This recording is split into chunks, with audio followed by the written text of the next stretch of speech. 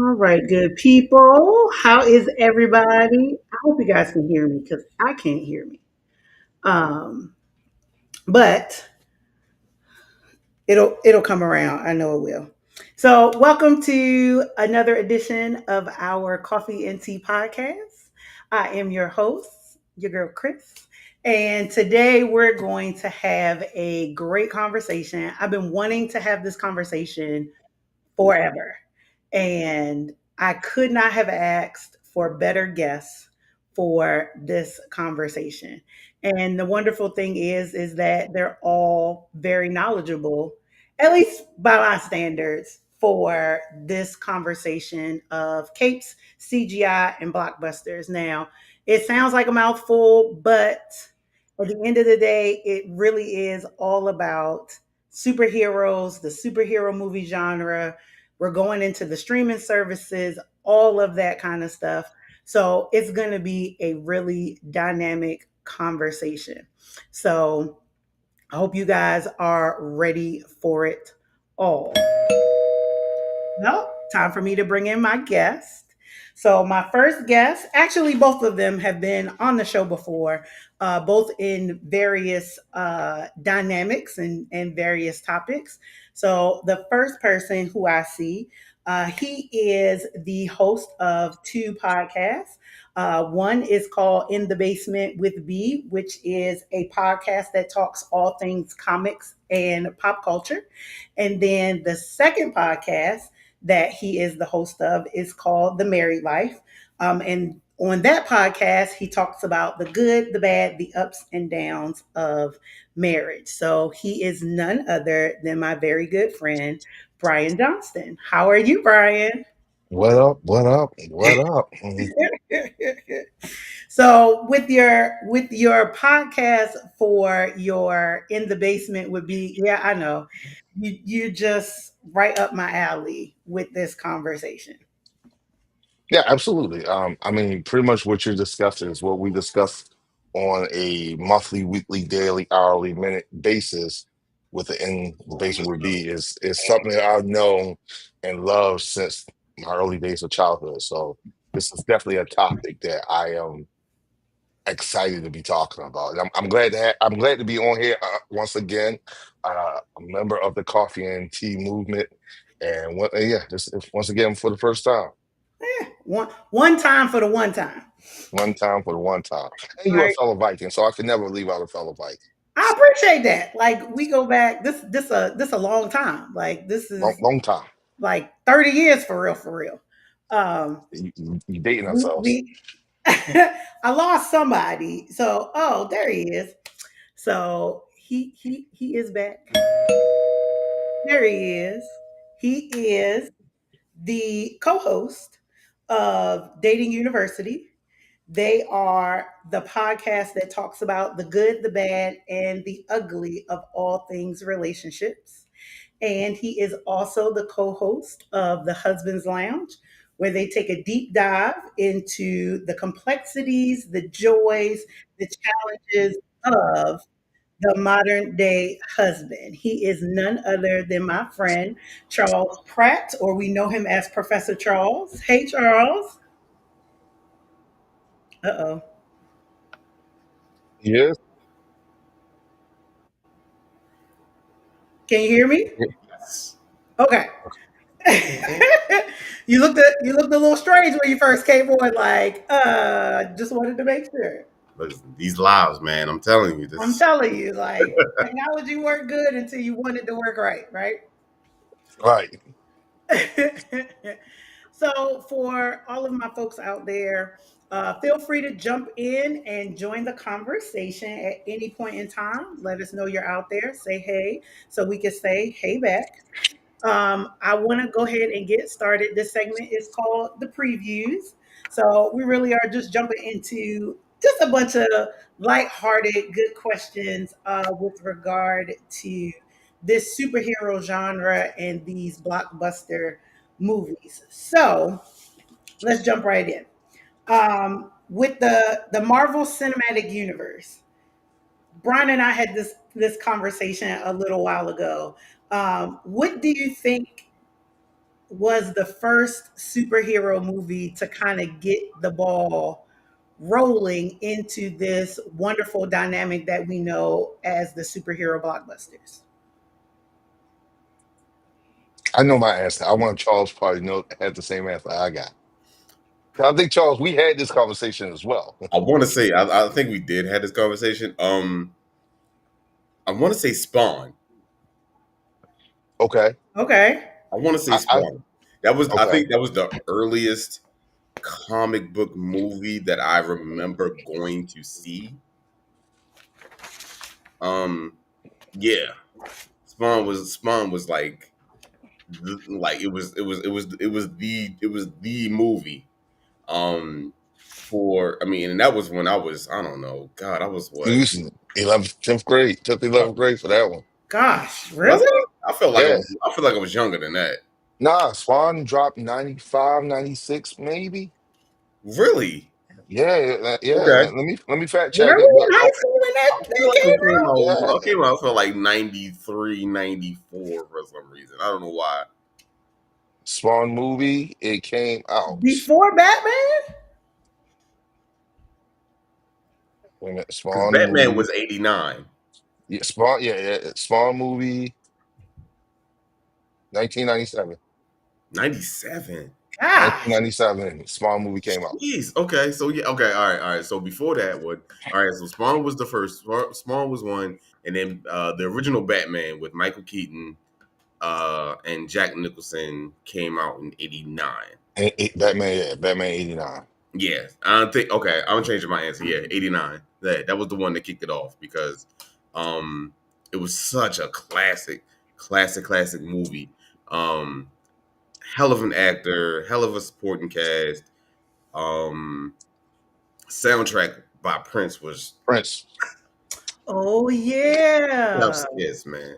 Chef's kiss. Um, and it just set the tone. God, Tim Burton. Tim Burton was the director, The and first two. Yep. I think he really envisioned like what who Batman was with his little quirky twists Hmm. on the IP. So yeah, between Spawn and Batman '89, yeah. Okay. Brian?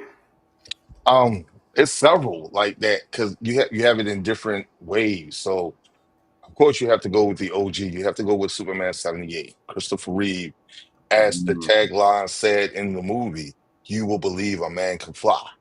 And granted, that's a year before I was here, but it's such a movie that just resonated with me. I mean, anybody who knows me knows Superman is my favorite mhm. all-time superhero. So and then back again with Batman '89, it gave us such an adult feel of a superhero movie. Mhm. Tim Burton killed it on Batman '89, then he did it again with Batman Returns. And then I think for the modern era, I think what really kicked it off outside of Spawn was definitely the Blade franchise. Blade movie, yeah, Blade pretty much pulled Marvel out of bankruptcy. yeah. You making that movie is part of the reason why we have the MCU now, as far as a financial standpoint. Like they was able to build off of the Blade movie to do what they do now, just off of that.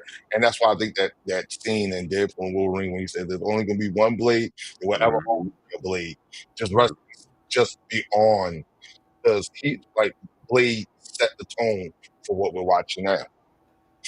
I agree. I definitely agree for the modern era. At least in the last 25, 30 years. Um, yeah, Blade had set the tone because on multiple aspects because Wesley Snipes he pretty much produced the movie, kind of Hmm. funded the movie, with his own money and everything. Yeah, he fought for that movie He fought hard for that movie, like because it yeah. was either Blade or Black Panther was going to be one of the two movies he Mhm. wanted to do with Marvel. So just think about somewhere in the alternate universe, we got Wesley Wesley Snipes Snipes as Black Panther? as Black Panther, which is crazy because I know he fought for that movie, and I know he said even if he couldn't star in it, he wanted to produce it. Hmm. And at one time, I want to say either Denzel or Michael Jai White was both attached to playing Black Panther. So just just think of those two, and we almost got a Black Panther movie even before anything else would have been in that time would have been awesome. Gosh, before Chadwick Boseman, Yeah. Yeah, yeah. crazy.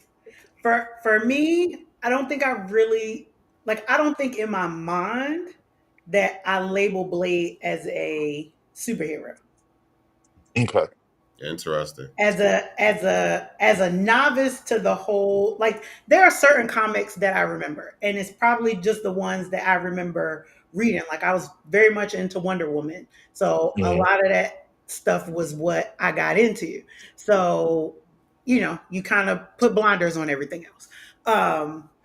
So for me, like, very much Superman was like the one for me. I think I saw there was one time that the Christopher Reeves movies actually came out in the theater. Like, I think I saw them at the cinema Mhm. once or twice. So for me, that was kind of like the superhero fantasy that I Hey remember. Jenny. Hey Jenny. Hi, Jay. Um, Hi Jenny. How's but Jenny? but I think what kind of set it off for a lot of people in the modern day era is Iron Man. I would say for like the Either Iron Man or Spider Man. mm, I think Iron Man before Spider Man, and it's not because I'm not like a huge fan of DC or whatever, but mhm. um, I just think Iron Man had more for it than Spider Man. And see, with Iron Man, when I don't Marvel know. made Iron Man, they was going out on a limb Mm-hmm. Yeah, making Iron Man. yeah, Like 'cause at the time, Iron Man wasn't a well-known character. No one knew really who Iron Man. All you knew was Spider-Man, Superman, Batman, the X-Men. You yeah. didn't know who the Avengers were. You didn't know any of those characters. Very true. So Correct, for them correct. to make that Iron Man movie, Marvel pretty much put all their eggs In in one one basket. basket I mean, they did. I and mean, and they put and gamble. right. They Like gambled. They gambled on they gambled on the movie. They gambled on the actor, Robert Downey Jr. because he was, at one point in time known for his, off screen antics, Facts. drug abuse, The alcohol. public, indecencies and all that. But at the same time, it's like, well, we do need somebody who is around alcohol a lot and brazen and gets away with stuff. So why not get Robert Downey Jr. To come on? But to your point, um, yeah, Iron Man was definitely like a reach, for them. Spider Man is a lock. Like everyone yeah, relates, he was everyone gonna watch relates Spider to Man. the right. Everybody relates to the Friendly Neighborhood Spider Man so much that they had like three different remakes, which before the MCU even began. So yeah, but that was a bet, and it Yep. paid off. And I think that's where all the comparison starts. Like, people say Marvel had the head start. Well, technically they didn't. Mm-mm. Warner Brothers and Sony had Mm-hmm. the head Yeah, start. yeah. Mm-hmm. Sometimes, And like they say, sometimes even though you're first, doesn't mean you have to be the best. Right. Because I can write a whole dissertation on. My we get into that. We get into it. hilarious. Jenny is fine.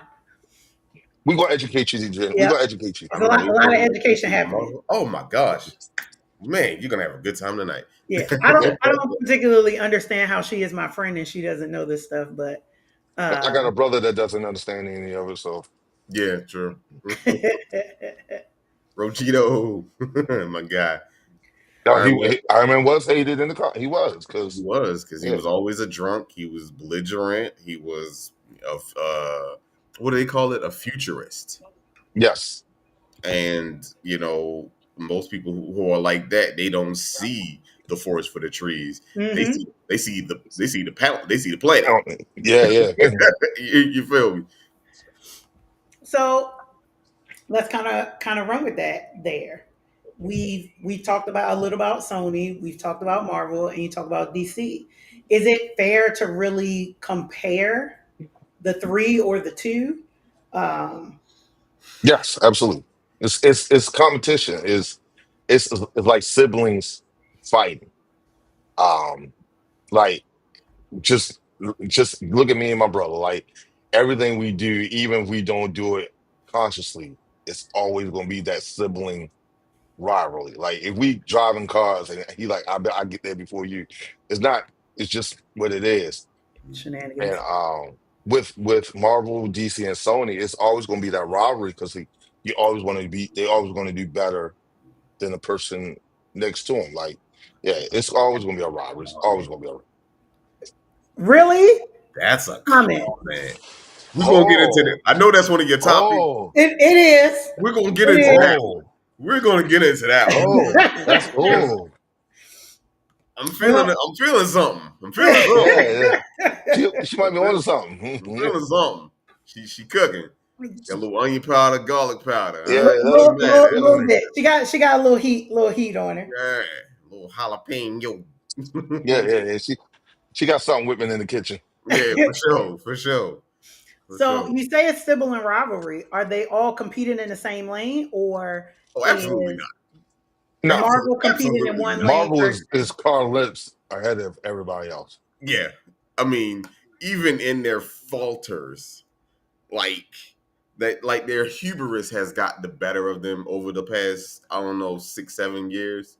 I want Hmm. to say, like you remember the whole Looney Tunes cartoon where Bugs Bunny was racing the hare and he did all this extra stuff, and Bugs Bunny was doing all this extra stuff, and the turtle was And he just, eventually caught up to him. Mhm. well, I'm gonna just keep on going.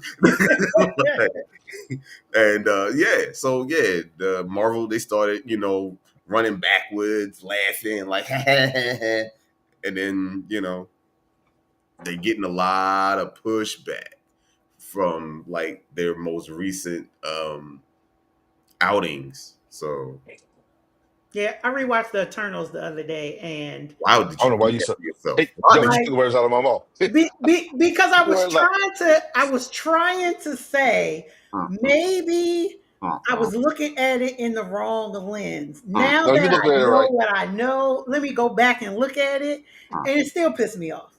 So there are certain things along the lines that just do not make sense when it comes to some of this Marvel stuff. But I My I I get what you're saying.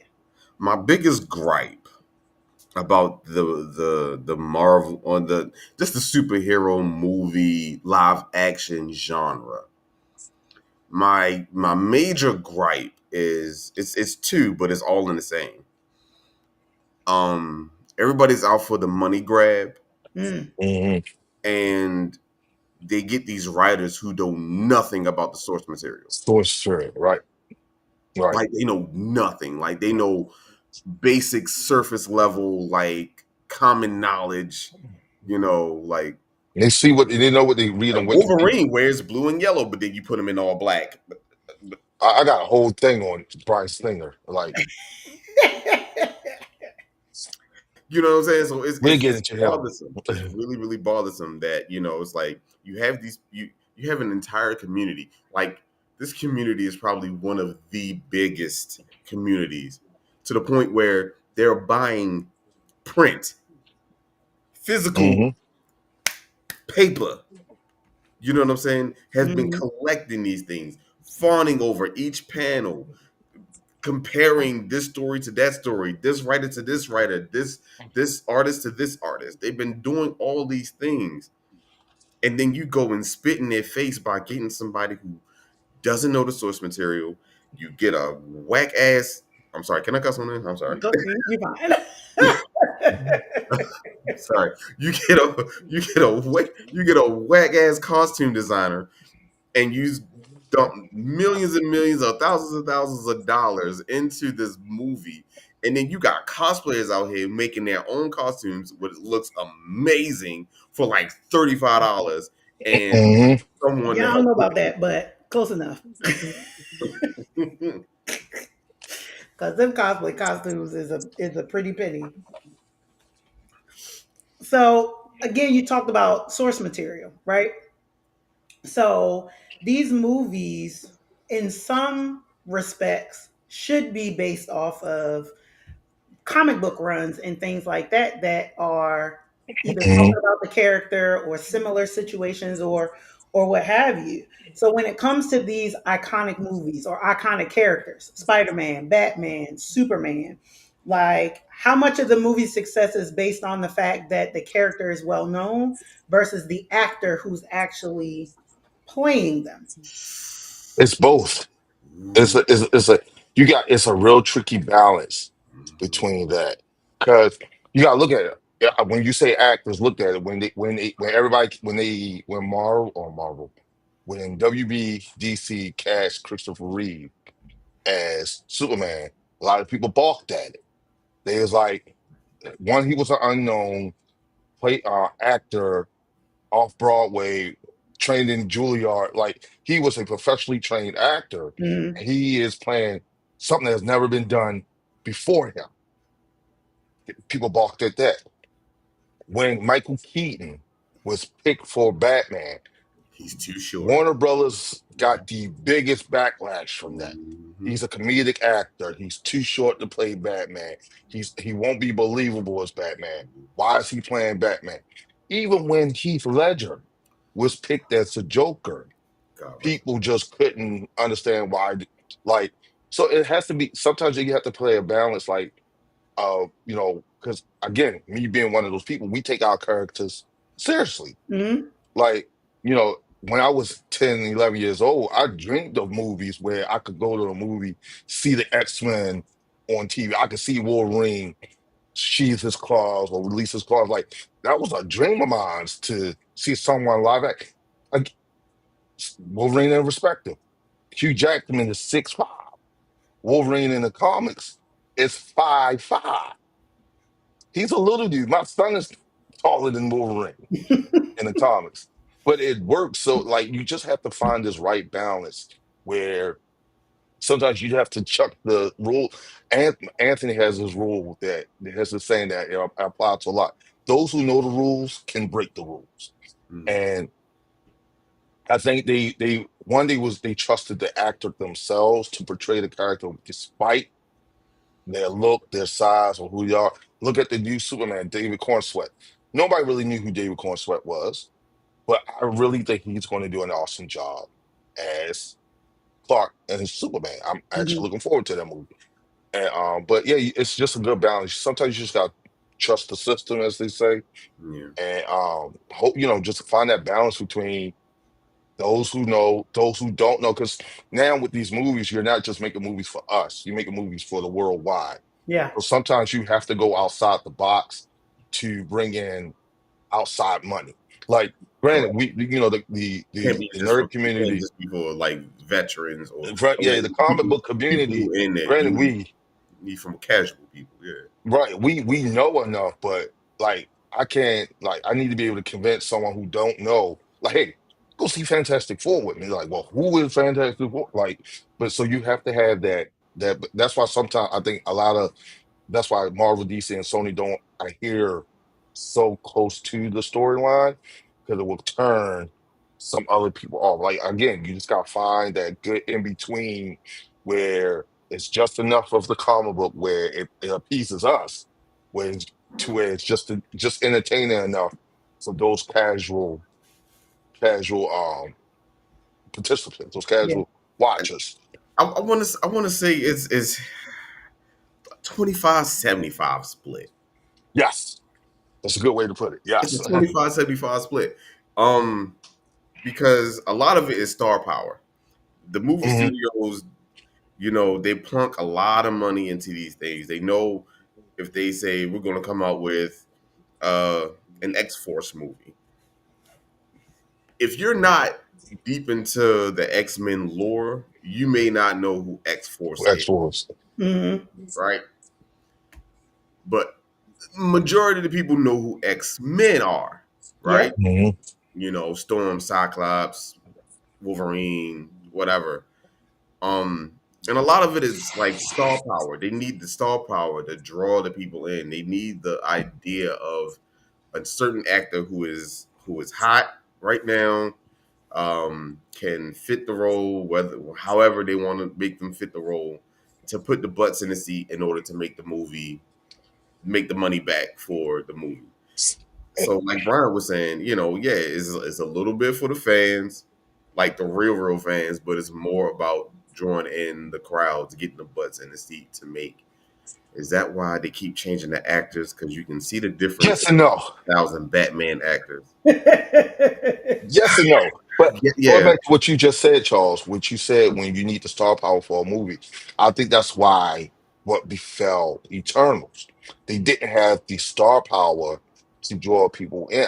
Granted, you had Angelina Jolie, but as much as She's I on. love Yeah, her, she's she's so on. far. She's Yeah, on. She's come down off her peak. Like she was a name attached to the movie. But and then even if you have the star power, you have to have an engaging enough story to Yes. that to yes. where if we go see it, we could tell the common person, like, because I guarantee you, if we go watch a movie or we go see Fantastic Four the night it opens or what Thunderbolts or what have you, the person that doesn't know that movie will look to us and be like, is it worth seeing? They may not Mhm, even know who Thunderbolts is. They may not even mhm. know what's going on. But we have to, you have to have an engaging enough story. See what's trash That's on not that an part. unpopular opinion. That is It, not an No, I that's unpopular agree. not opinion. absolutely That is Yeah, common it's knowledge. trash. common knowledge. It's trash. It's trash. That is a tomato is red. Like, Yes, this is as obvious as I am black. Like, but yeah, like you said, like you have to have the star power. You have to be able to bring people in. You have to draw again a multitude of different people to come watch a movie. yeah, Granted, my my mom, she knows who Superman is. Will she go see a movie? Probably not. But right. she knows who he is. Whereas she's not gonna know who Iron Man is. She's not gonna know who uh Wolverine and them people are. But if the story's good enough to watch, still watching. Case in point, I had her watching Daredevil Born Again with me Hmm. before she even realized it was a Superhero, superhero because because the story was good. drove Mhm. the story drove the series Crazy enough good. where it had a common thread across it. Like it wasn't just a Yeah. comic book movie. So I think that's where a lot of these studios and these producers need to realize that you can't just make it for us nerds. You have to you have to pick the brush on each side. Mhm. And I think the reason why they had the 5,000 Batmans is also it's a cash cow. Every, Absolutely. everybody knows Batman. Like Brian said, everybody knows Batman. Everybody knows Superman. Everybody knows Spider Man. Right. So what do you do when your tour de force movies aren't doing well? What do you do when your period pieces aren't doing well? What do you do when the Oscars aren't really knocking on your door like, hey, I love your movies. You lean back on what knows is gonna put, money in the bank. So yeah, you're gonna get three different Spider-Mans, which No Way Home was. No Way Home was Oh awesome. man, man, man, man. And it's funny you say that, Charles, about with you go back to what's known for you, because if you look at it, Avengers Doomsday at first was Avengers Kang Dynasty. The whole thing with Jonathan Majors switched that. So what happened was I read, I Still want feels to say in rushed. Esquire Agreed. or heard on YouTube was that they went to Robert Downey because they knew that would work. They knew him playing a specific character would create interest off Mhm. before we even know what the story was about. Oh yeah, Everybody wants to see Avengers doing. yeah, Robert Downey Jr. is playing Victor Von Doom, and right. then they also brought in the Russo's brothers again, who gave us Captain America: Civil War. gave us Endgame and Infinity War, three of the biggest blockbusters of the summer. So they went back to the well, as they say, to create that revenue to bring us back in. So like that's why you get the 5,000 Batman. I think it's been one, two, three, four, five. I mean, six live action Batmans. Yeah, Yeah.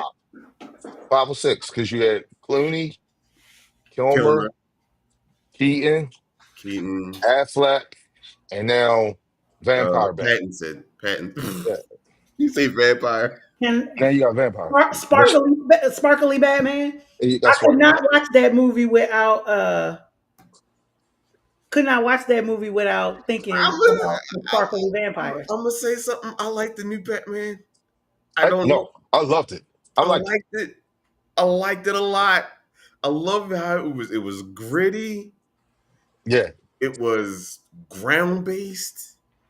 It was it could have been anybody but Robert though. He was just Yes. not He believable to just yes, me. was not he the was right bland. choice for me. He was super Uh, super bland. But you gotta go to the bathroom. hey, cuz it's on my roll tide. Well, I was getting ready to say, who was that? That's Hey my Kev. Kev. Kevin, what's going on?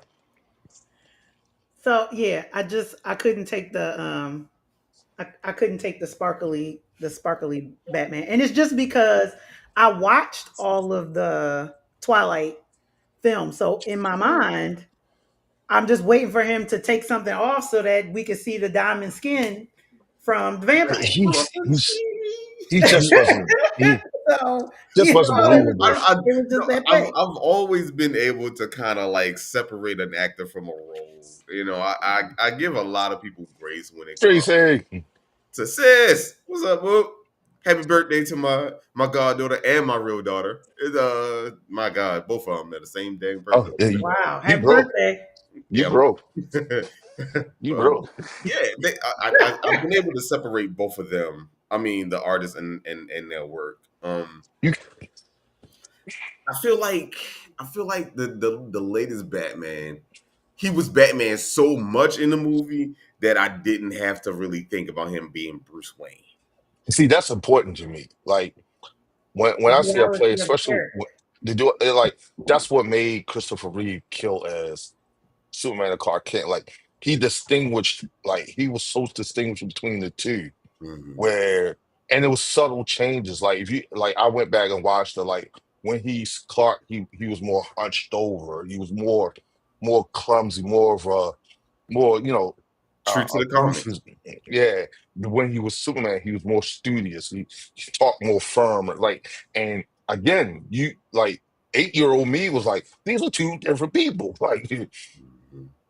and same like I personally believe one of the best Batman Batman Bruce Wayne combination to me was Val Kilmer.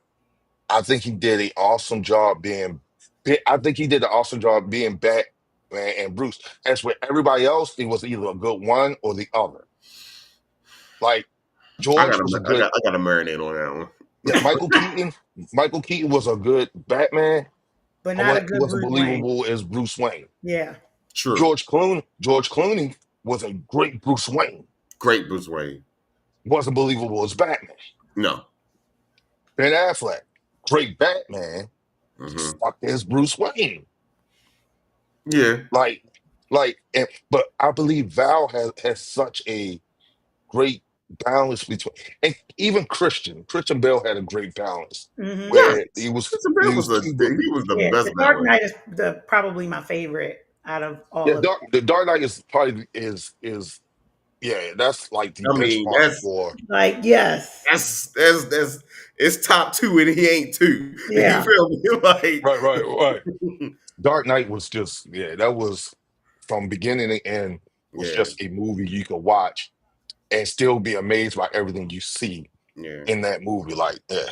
yeah. God And bless again, that's just from Christian Bale, Heath Ledger, Aaron Eckhart as Two Face, like just the characters. him. All Rachel! just Yo, it's so funny. I'll be randomly in my head just scream that out. Rachel! yo, Living yeah, rent free for random remarks. Random remarks. And don't let me meet a real Rachel because that's forever how I'm going to say their Oh name. yeah, absolutely, Uh-huh. So absolutely. so you get into this thing that people are talking about now called superhero fatigue. Like we've gone through so many iterations of Superman, and a lot of the chatter and the buzz is very polarized with this new Spider-Man. I mean Superman coming out. Some Hmm. people are like, why do we need another one? Other people are like, we can ready to introduce characters that we haven't seen before, and concepts and thought processes that they never really explored in any of the other Superman movies. So some people are really excited about it.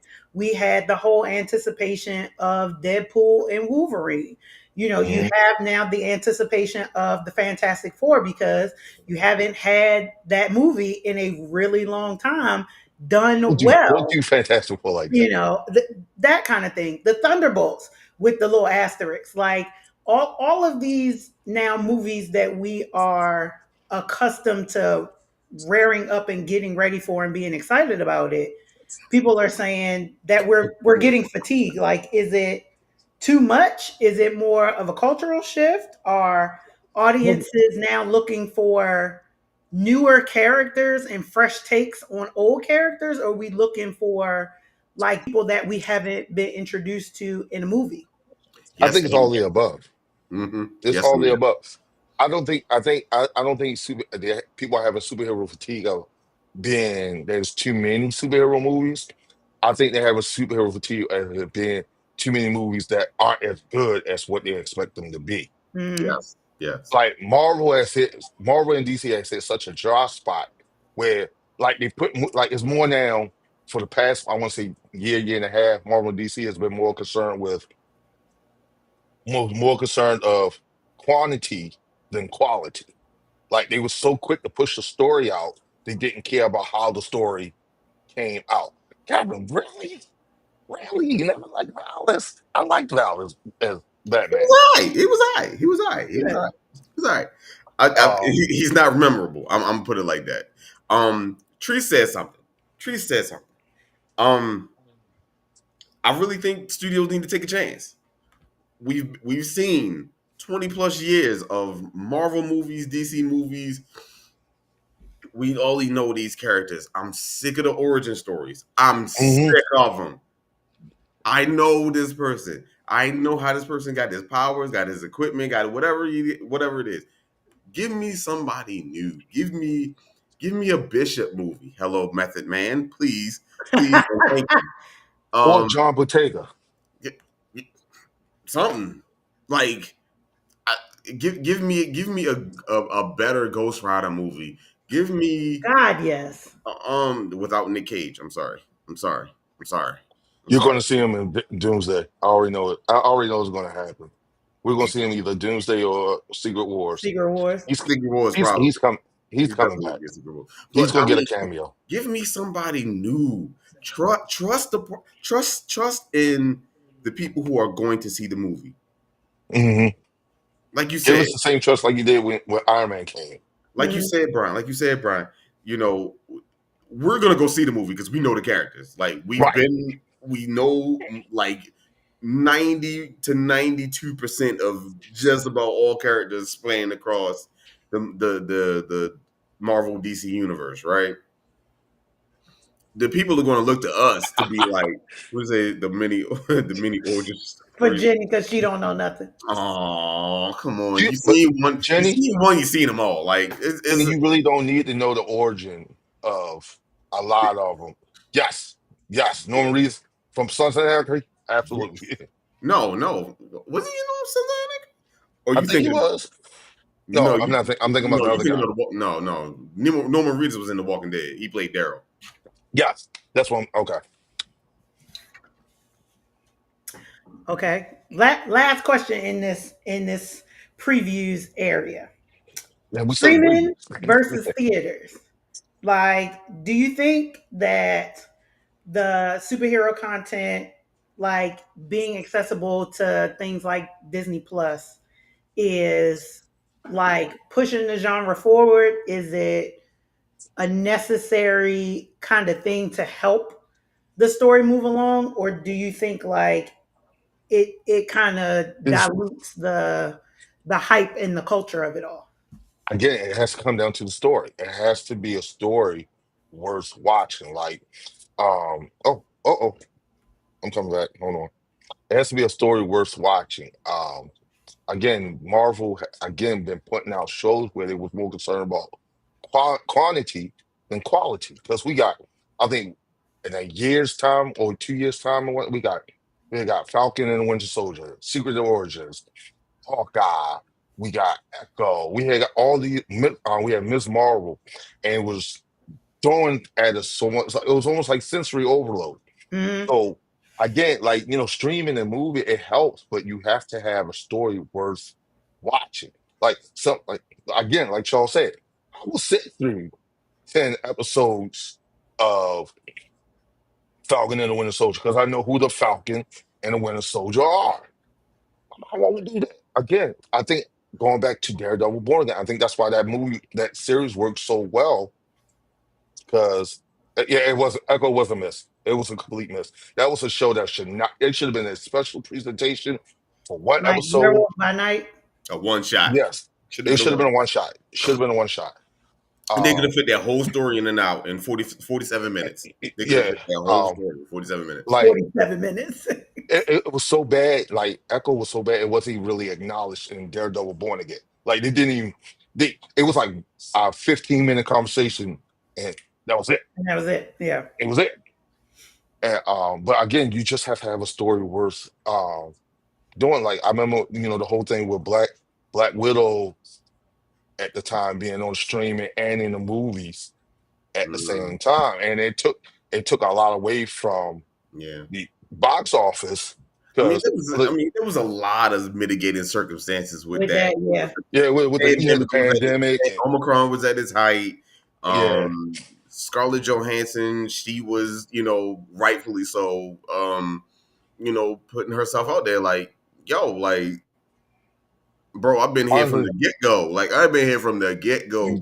Run me my cash. Stop playing with me. her movie Like, should have dropped way before Captain Marvel.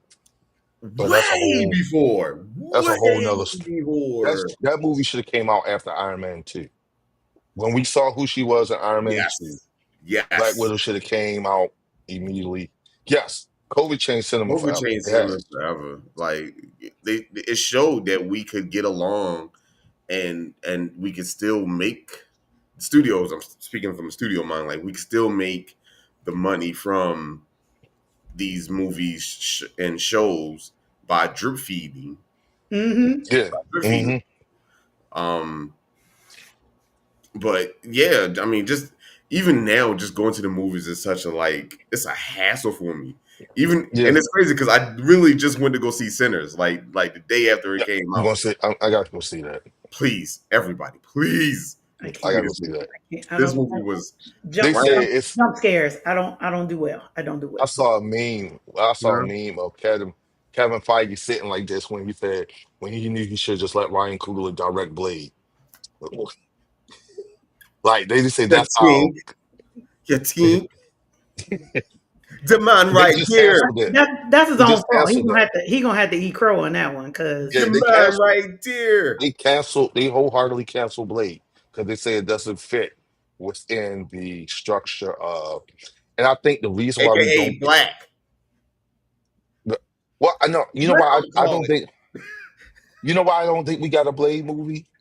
We didn't get a Blade movie because Externals was so bad Oh and yeah, Blade was attached to yeah. the ending of yeah, Because that. I was like, you can't have the Midnight Suns without having him, right? Right. right. It would have been nice to see him if they was going to do Blade. The best time to introduce Blade was during the Moon Knight series or Werewolf by Night Mm-hmm. or Mm-hmm. a special. They could have did a special presentation. They didn't have to necessarily make it because everybody know who Yeah, Blade is. yeah, yeah. That's a trash Marshall excuse. Ali would have It's, killed it. Like yeah, he would have he killed would it as have Blade. killed it as Blade. Like I don't understand. Like and I love his stance on it of him. Like, look, this script is trash. The Hmm. direction is trash. I don't want to be attached to it. Like as much as I want to do it and be a part of it and do the character justice do the performance justice, I'm a step away because no, you're not going to put me with Jay Z saying, "No, you ain't gonna have me rapping on the bullshit, man." Right.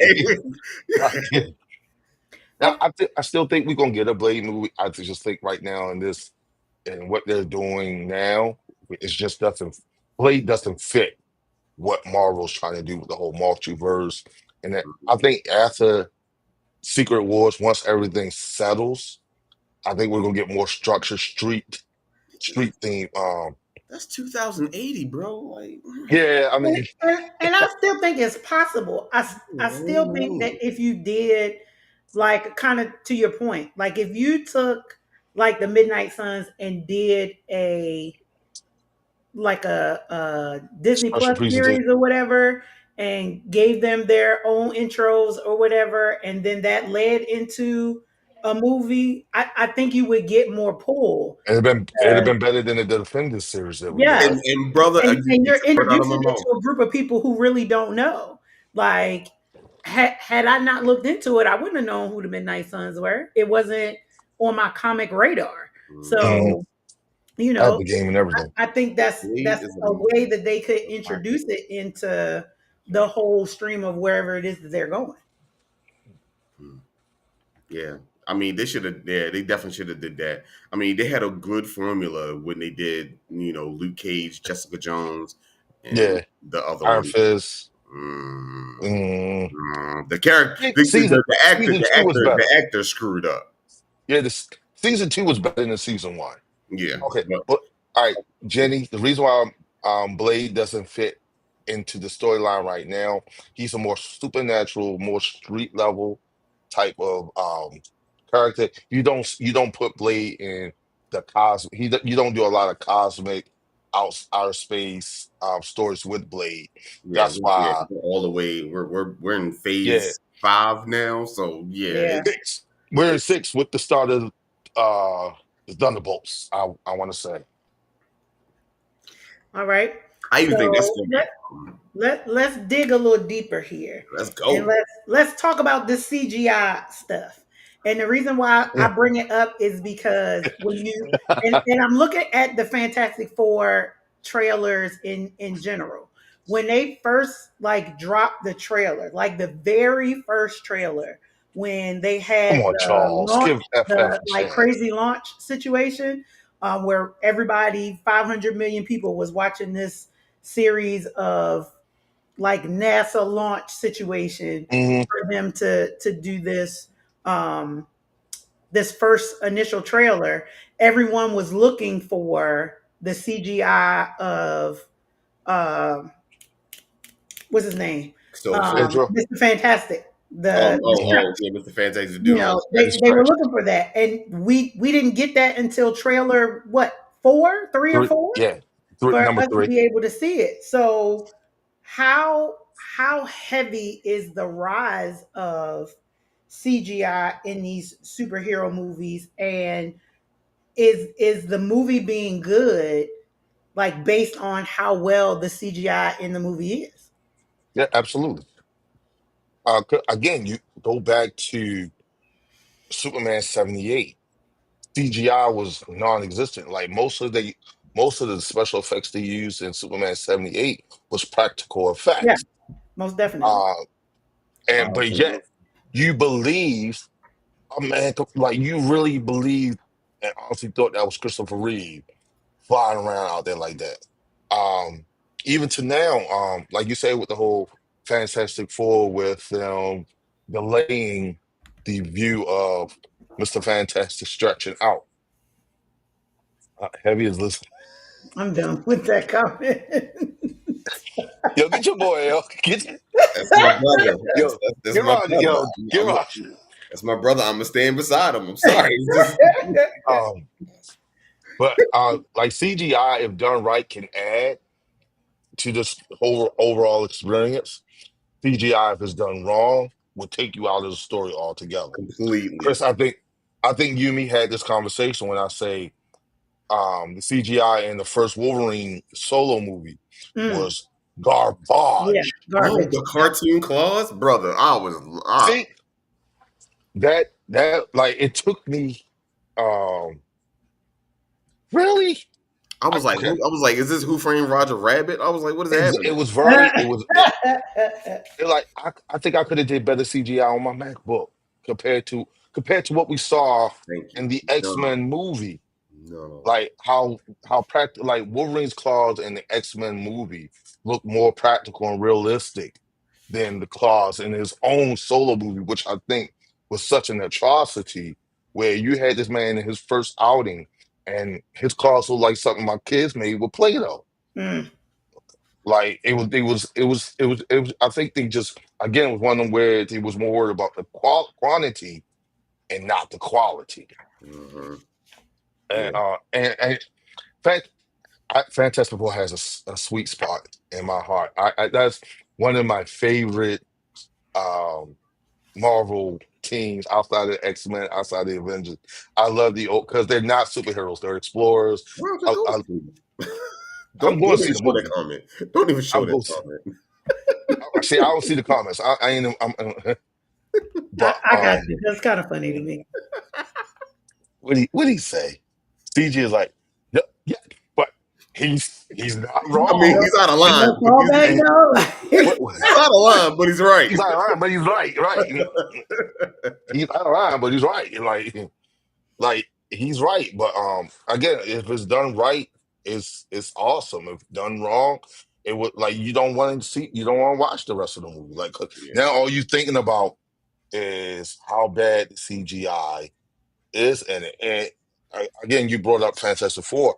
I love the overall look of the thing.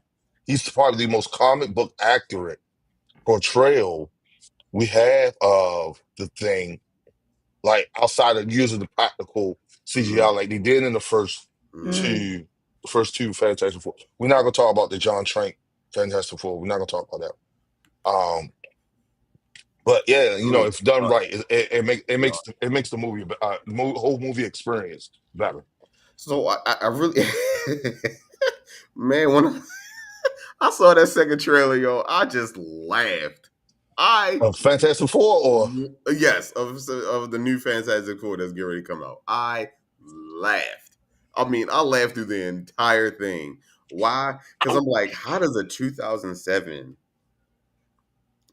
CGI the look Silver Surfer? crisper, cleaner, and Yeah, and everybody is whining and moaning, and they're trying to do all this false equivalency of like, oh, you don't like to see women in movies, but like, no, no, no, no, no no. CGI. Like CGI was trash. The yeah. little stretch thing was trash. I was just like, what is this? Like, are you serious? Like, this is a multi-million-dollar movie. Like, what are we doing? And I get it. CGI has become like the bane of movies hmm hmm because you have to pay these people to be the actors, and they come in with a price tag because they know what the possibility is. So they Hmm. coming in the door like, hey, I want you not gonna give me less than this. Stack my paper. So you got to pay the actors, and you also got to pay the people who's making the CGI because that's where you're gonna get them. That's what's gonna draw everybody in because you can't have a superhero movie without. It's rare that you can do a superhero movie with practical effects. Again, we have hmm to go back to a street level character. You know what I'm saying? A daredevil, a blade. You know what I'm saying? Something like that where you can do particle effects and dazzle the eye. That's easy. But when you're talking about a blockbuster, you're talking about a major team who I really don't have a real affinity for. I really don't. Outside of Doom and the Human Torch, the Fantastic Four can take a short. You can take a long walk off a short plank. I'm sorry. You're not gonna So, do my team like so, so, are you saying that practical effects are like a thing of the past, and CGI is kind of dominating, I or mean, it are has you saying to. like practical effects should come back? I want to. it could be a good balance between I the want the practical effects to come back with higher quality CGI, but the demand for where we are in the scheme of things for these movies, especially in the Marvel universe, two. we're in the cosmic level right now. Mm-hmm. We've gone past, like, oh, we just fighting, the Mandarin, or what I'm saying, somebody Us like robots. a bunch of robots, where you can like again, you can trick the eye, by having fairly shaded, robots just flying around. You'd be like, it gives you a sense of like, oh my God, they're everywhere. Um, but when Yeah, you are that's true. but when you are dedicating a specific character to the CGI, bro, you better come correct. Yeah, yeah. You have to come correct. Like well, I forgot her name in the comics, who's playing the Herald of, and I get it. It's a alternate universe, which is going to be blended into the movie. Ball. Shalabal, right? I get it. I get it. But I'm like, yo, I'm looking at. I'm like, why does it look fuzzy? I was like, And what is I guess happening? Like the I'm being eyes didn't, optimistic the about it. eyes didn't do right. I mean, none of it was like everything. And then everybody's talking about, everybody's going back to the 2007 Fantastic movie with Silver Surfer. And yeah, we trashed it back in the day because, I mean, what do we have to compare it to? Right. The 1985 Silver Mm, Surfer movie. Yeah. We all mm. know how that went. But Roger Corman one. even that looks slightly better than the one that's coming out in like a month or two. So like, what are we going to And I think too, I think there are some things that are lost in translation when you look at it on TV versus when you look at it on the larger screen. So I think, I you know, Yeah, as agree. they, They because tweak. They tweak all the the way up the until ratios change. So I think when it's a smaller ratio, like I think more of the imperfections in it you're able to see. So then true, it makes true. it look worse than it actually is. And when you go in the theater at the correct ratio that the movie's supposed to be, like you get all of those things. So like I'm optimistic about it, but I think in this movie too, and we're just picking on Fantastic Four because it's the one that's coming out that has the most CGI up front right now.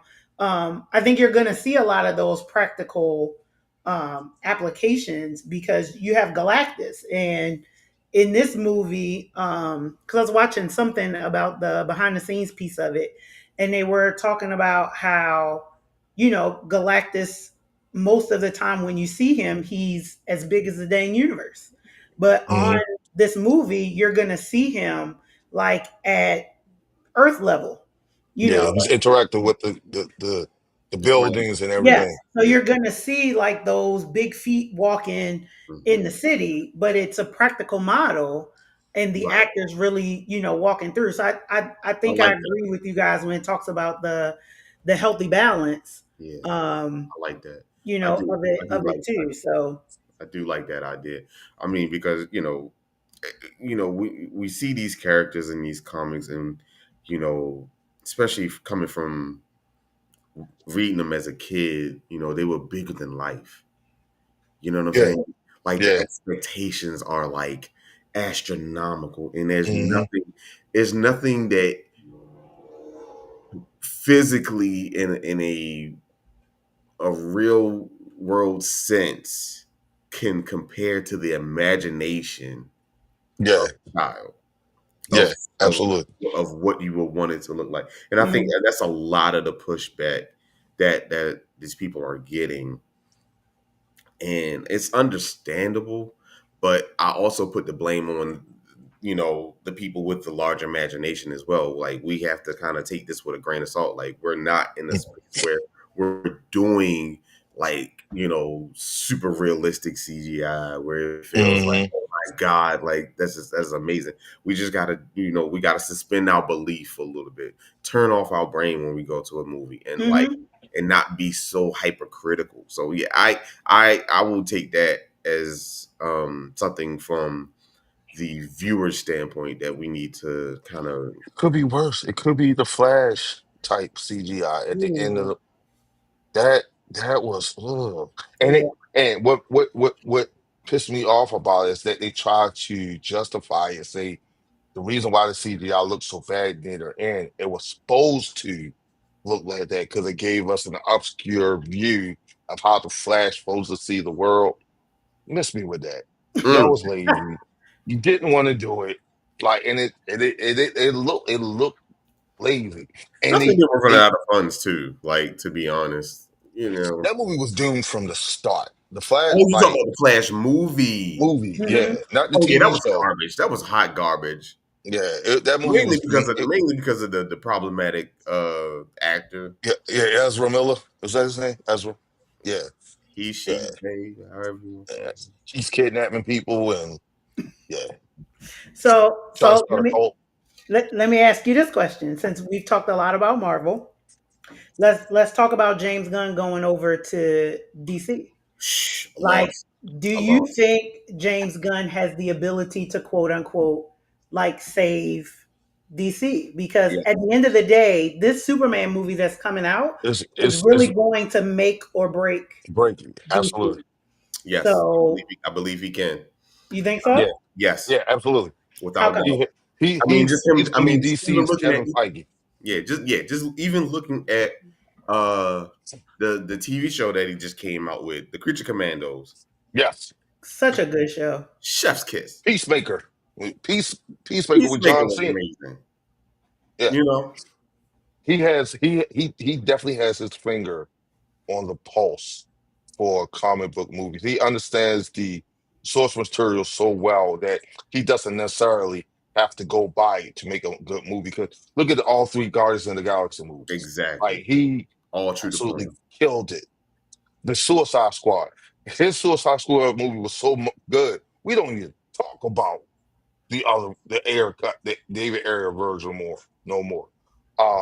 You keep forget like, and I believe, like I say, he's their Kevin Feige of Mm, DC, meaning he knows what he's doing. Creature Commandos was by far the biggest surprise of last summer. Like I had no idea I didn't that think it was series gonna be was going as good as it was. good. It Mm-mm. was even for it to be animated, it was such an engaging like show. Like, and what I love what he's doing with this.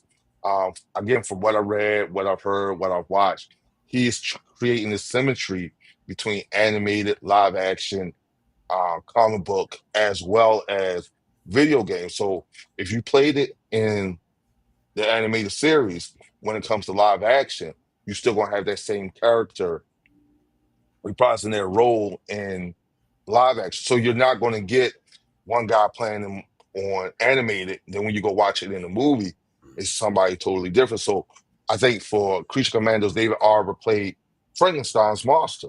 So when we see Frankenstein's monster in live action, it's going to be David Arbor, Mm-hmm. mm, which is I think that's what's going to help push the needle with Mm-hmm. DC. Is going to be the seamlessness Mm-hmm. between all. Like you're not going to be confused. Like, well, this don't sound like who I just watched Mm-hmm. on Max last year, or like if you see, which is smart. That's smart. It's basic. Building the It's basic. world the way the world need to be built. yes. Right, right, and that's why with DC animation they shut down. They closed a lot of their stories because going forward everything's going to be around this James Gunn world of DC. Everything's going. They're gonna hate me when I say this. It's gonna be like an Apple products where whatever Mm-hmm. you do on your MacBook, you be able to go to your iPad and do it. Whatever you do on your iPad, you be able to go to, and that's how DC is gonna be. So you're not gonna be confused if you go see when you go see Superman this July and then the character says it's Superman when you see an animated form, like, no, that doesn't sound like David Corn Sweat. That doesn't sound like David Pierce as Perry White. But you're going to get those same characters playing them in every version of this character going forward, which I think is going to, as I say, move the needle in so many levels with DC. Like, will they beat Marvel? Probably not, but they're definitely going to be moving in the right direction. I think at this point, I don't even think they're concerned about beating Marvel. They just want Mm-hmm. to carve their own niche Which they in this. should. In this, like I think that's what killed them prior It, to doing Early James on, Gunn. yeah. They it was went too too busy big too trying fast. to Yeah. trying to beat Marvel, trying to catch up to Marvel. And Yeah, they went Marvel too already big had too 10 fast. years on them by the time Dawn of Justice Mm-hmm. came Came out. out. But I think the way James Gunn is doing this, he's going to kill the game. I'm looking forward to anything he's putting out. Like, 'cause everything he's putting out so far, I've enjoyed. So, Mm. And Okay. So, Peacemaker people drop this season this year too. Oh, I can't wait. so prior to James Gunn coming on as the lead for the DCU, Bless you, don't choke. Uh, yeah, yeah, be easy, brother. I don't know. Yeah, prior to James Gunn coming to like to be the lead of DCU, and I told this to my brothers before. I was just like, I really felt like Warner I, Brothers should have shut down the live production of every movie that they have and put everything into the animated movies. yes, Hire the actors that you were going to have play these characters live and focus on the animation because DC's animation does not miss. does not miss. Except Does not that miss. Infinite Earths situation, like I enjoyed it. Okay, all right, yeah, I give you that 'cause that was it trash. was That was trash. okay. Like I It was just Okay, confusing. It all right, was all very right. confusing. They, okay.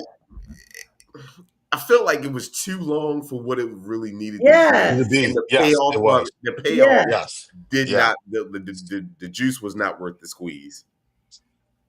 Um, so yeah, I love what they were trying to do, but it was just like, eh. Again, that goes to the James Gunn, like, because the ending of those at the third movie was to set up James Gunn's Yes, DCU. Like, yes, that's why because I'm quite sure, as they called it, the Tomorrowverse, which was what we was in now, was supposed to go further than what we saw. But then when James Gunn came in, he pretty much took that black eraser to the whiteboard. It's like, nope, not I doing that, think nope, not doing that. So I need you to do this, this, and this. Close those loops. We're doing this movie. Let's close all this down. Now, everything prior to the Tomorrowverse, where you had the I guess the new 52 look, we had the Justice League War, Justice League Doom, you had Justice League Atlantis, you had Flashpoint and Flash. yeah, Flashpoint is by far the greatest it's DC animated movie. It's probably one of the I really it's the like that. most truest Yeah. of yeah, it's the most truest of form I'm as gonna I'm far as gonna I'm comic book. gonna I'm gonna push back on you on that one. Under the Red Hood is probably my favorite. Oh, I don't think Yes, I sir. haven't seen that one yet. oh, oh, go watch that. Please do Oh, yourself a favor. Go watch Under the Red Hood. yes. Okay. That's cinema. My That's God, cinema. That's a good one. Jason, Jason Green Ackles. Car, Jason Eccles is Batman. Yeah, No, no, yes, no, he plays wasn't Batman. Batman. He Yes, he no, was. yes, he was. Yes, he Jacob, was. He Jacob was. Eccles, yeah. Yeah. Jacob, yeah. But Jason Todd, yeah. Like the story, they Don't say fleshed that. out the Don't say that. story. Spoilers. They fleshed out that story Yeah. so well. Don't Spoilers. tell me too much. Spoilers. Spoilers, Brian. Yeah, Spoilers. watch it later. Go watch it later. Yeah. Jesus I'll send you Christ. the link. Appreciate it. So here's the next dig deeper question before we get into some hot takes. Um, when we talk about we talked about DC's switch and how they're trying to create some continuity within their storytelling. Mhm. Can we credit for the Marvel invention of the cinematic universe on their end? Can you credit like X-Men or Sam Raimi's Spider-Man for laying a lot of the groundwork for the Marvel universe, or are there other movies that helped to lay that groundwork versus those? It was Iron Man. Iron Man literally laid the groundwork for the MCU. And for all that it's worth, all it took was Samuel L. Jackson And the at end the of the end of the movie to movie. say, you have one line, and Like that's it, and that created a world. that one line created the MCU Hmm. right there. And it's floating on the internet on YouTube. You probably say it was an extended version of that where Hmm. Nick Fury says if I didn't have to worry about wall crawlers, mutants, and gamma radiated people, here you come. And Hmm. then that would have blew the whole MCU universe wide open. Um, yeah, like now, granted, X-Men, Sam Raimi's Spider-Man, the Amazing Spider-Man 1 and 2, those set a certain precedent with their movies. But Hmm. if you want to really go to the birthplace of the modern MCU. It's It's it's not Iron even Man. Iron Man. It's the last 10 minutes after Iron Yeah, Man. Like what yeah. set in motion to what we now have as post-credit scenes. Mm-hmm. Everything Mhm. started.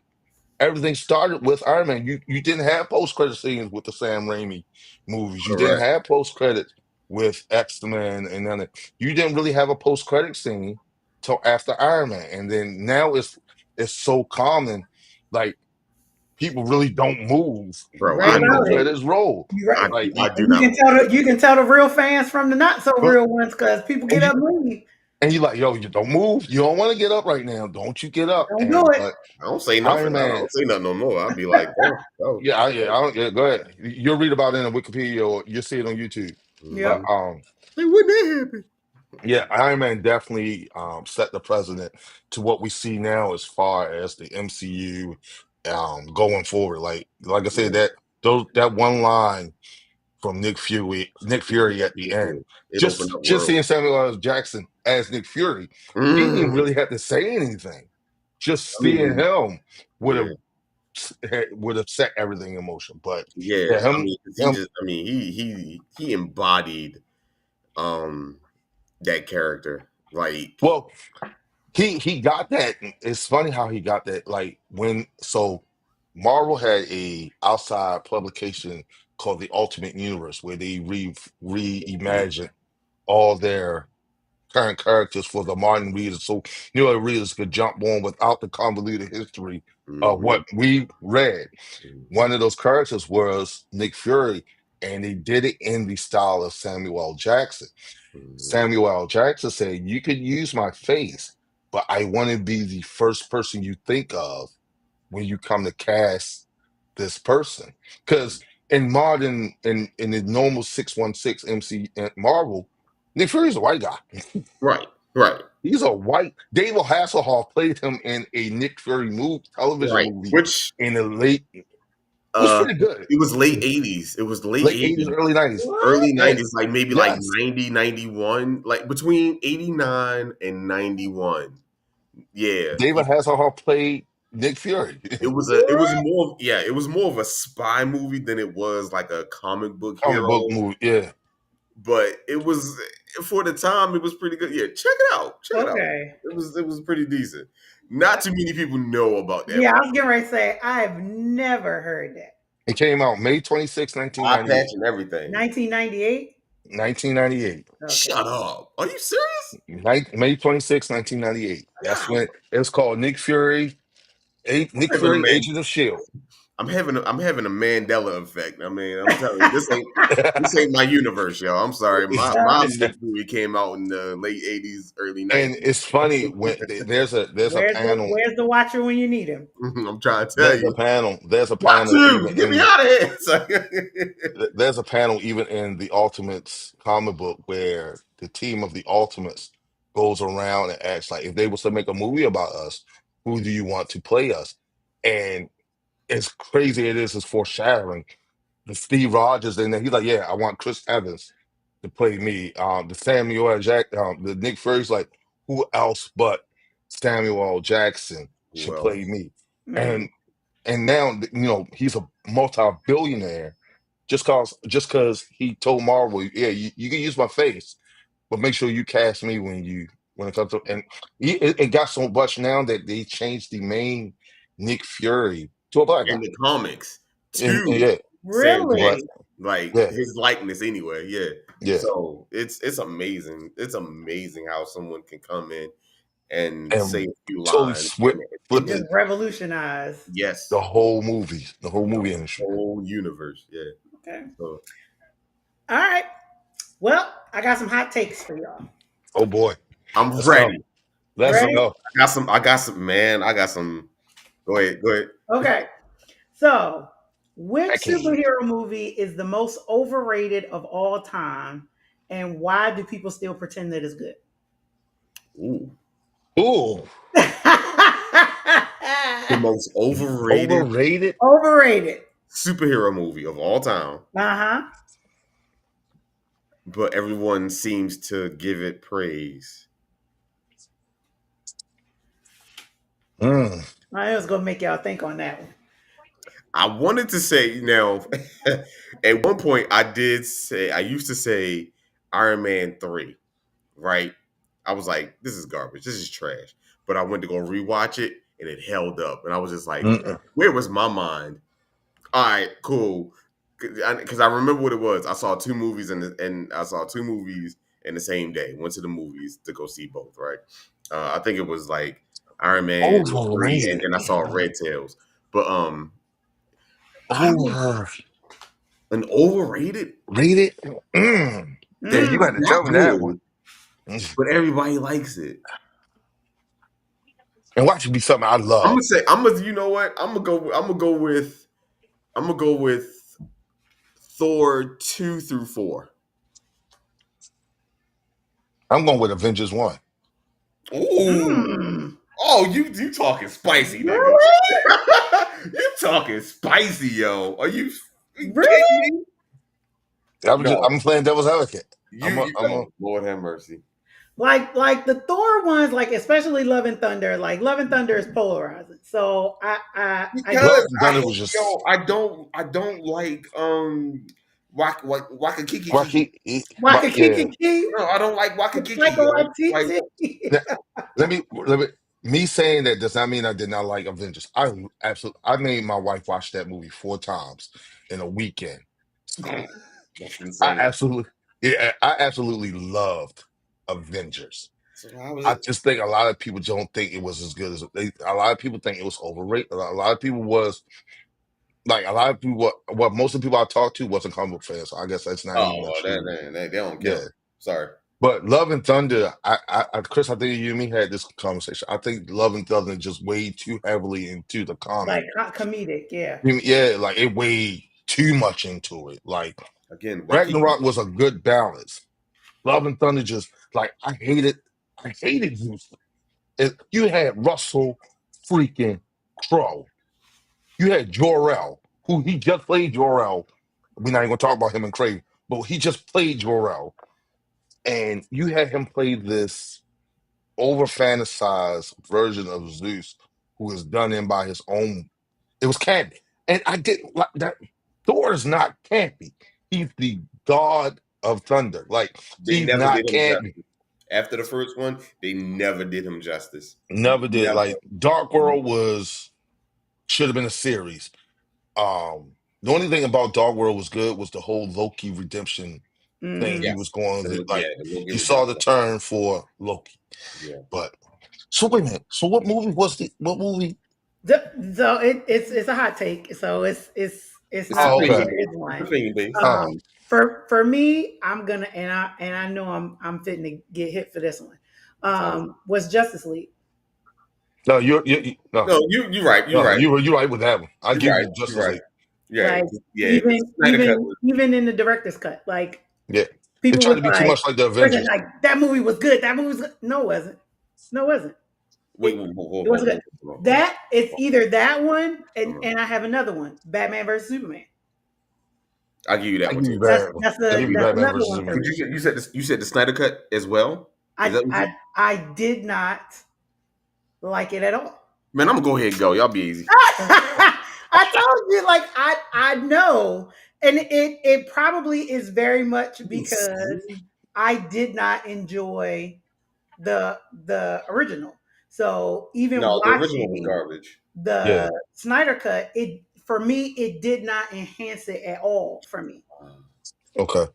So it Okay, I can do that's a without hot I can take. do That's a without hot either one of take. I'm going for the lava. Golly. Right. them. I mean, no, I give you Justice League. Like it was hyped up. Like, and So much. again, it goes back to DC trying to be Marvel. Yeah. Um, like Joss Whedon took over I ain't afraid of that Charles. movie. Joss Whedon took over that movie mid production, and they wanted it to be like Avengers. They wanted it to be their Avenger movie. So Yeah. why not hire the director that Yeah. just Go made hard. Go hard. Avengers? But no, I completely agree with you. I think Justice League was so it was. it was undercooked. Hmm. It Mm-hmm. was it was pushed together too quickly Too Mm-hmm. quick. for it. Like stories didn't mesh. Like even the Snyder cut felt for as long as it felt rushed. It was And because you and didn't, yeah, because you really didn't, uh, you didn't really connect with the right, characters. The only character you really connected with was Cyborg because yeah. Mm. the movie kind of revolved around Well, him. yeah, it was his whole backstory with the cube and that. But yeah, I give you Justice League. I'll give you I'll that. give you yeah, you can take that. The Yeah. Snyder Cut redeemed itself. I wouldn't say it A made it perfect, smidge. but I it feel I redeemed feel itself. I feel good that y'all agree with me on something. I know this one. I think you guys are gonna you're gonna have several for this particular hot take. So I'm gonna go ahead and ask this one. Which superhero casting decision still makes you angry?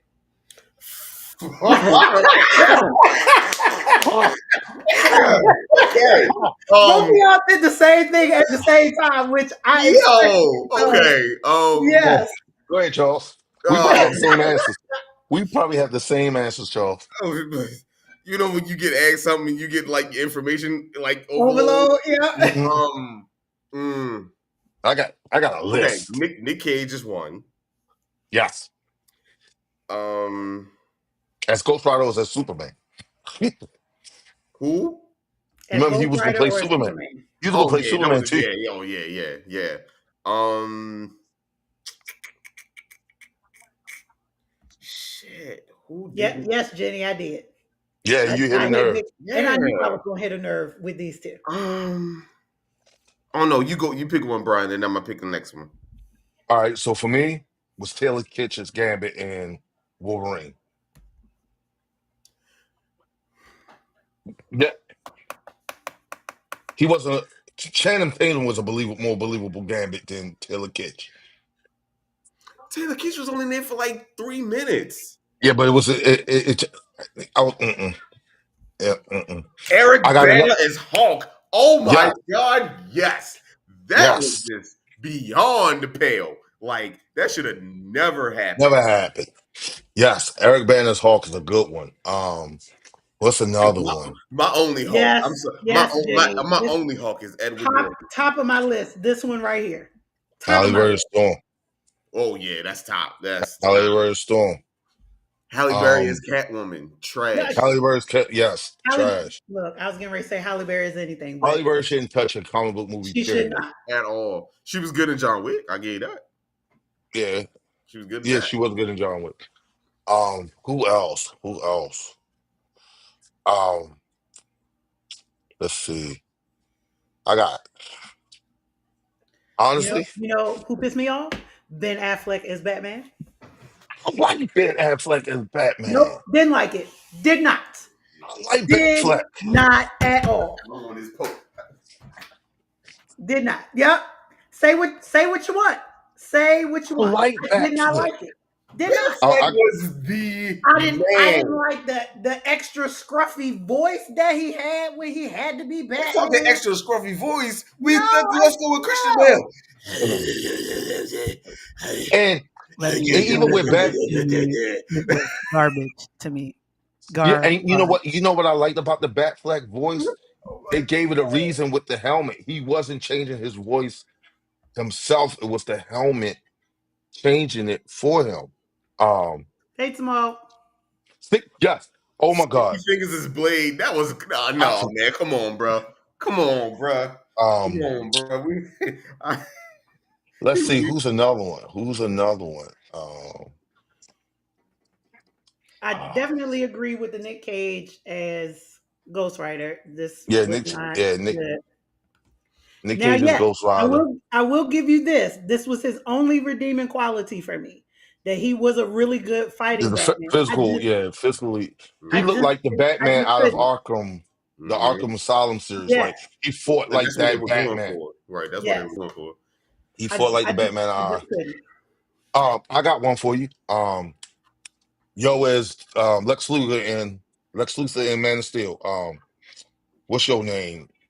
Um, Oh yeah, funny yo. Jesse, Jesse what? Bateman, Jesse Jesse something. Eisenberg, something like Eisenberg, yeah, Eisenberg, yeah. as Lex Luthor. He was not to me. He was more Riddler than Lex. He did. I didn't believe him as Lex till the end where he shaved his head. But yeah, that pissed me off. Him playing Lex. Hopefully Nicholas Holt does Lex Luthor justice. Um, I think he will. there's a who else?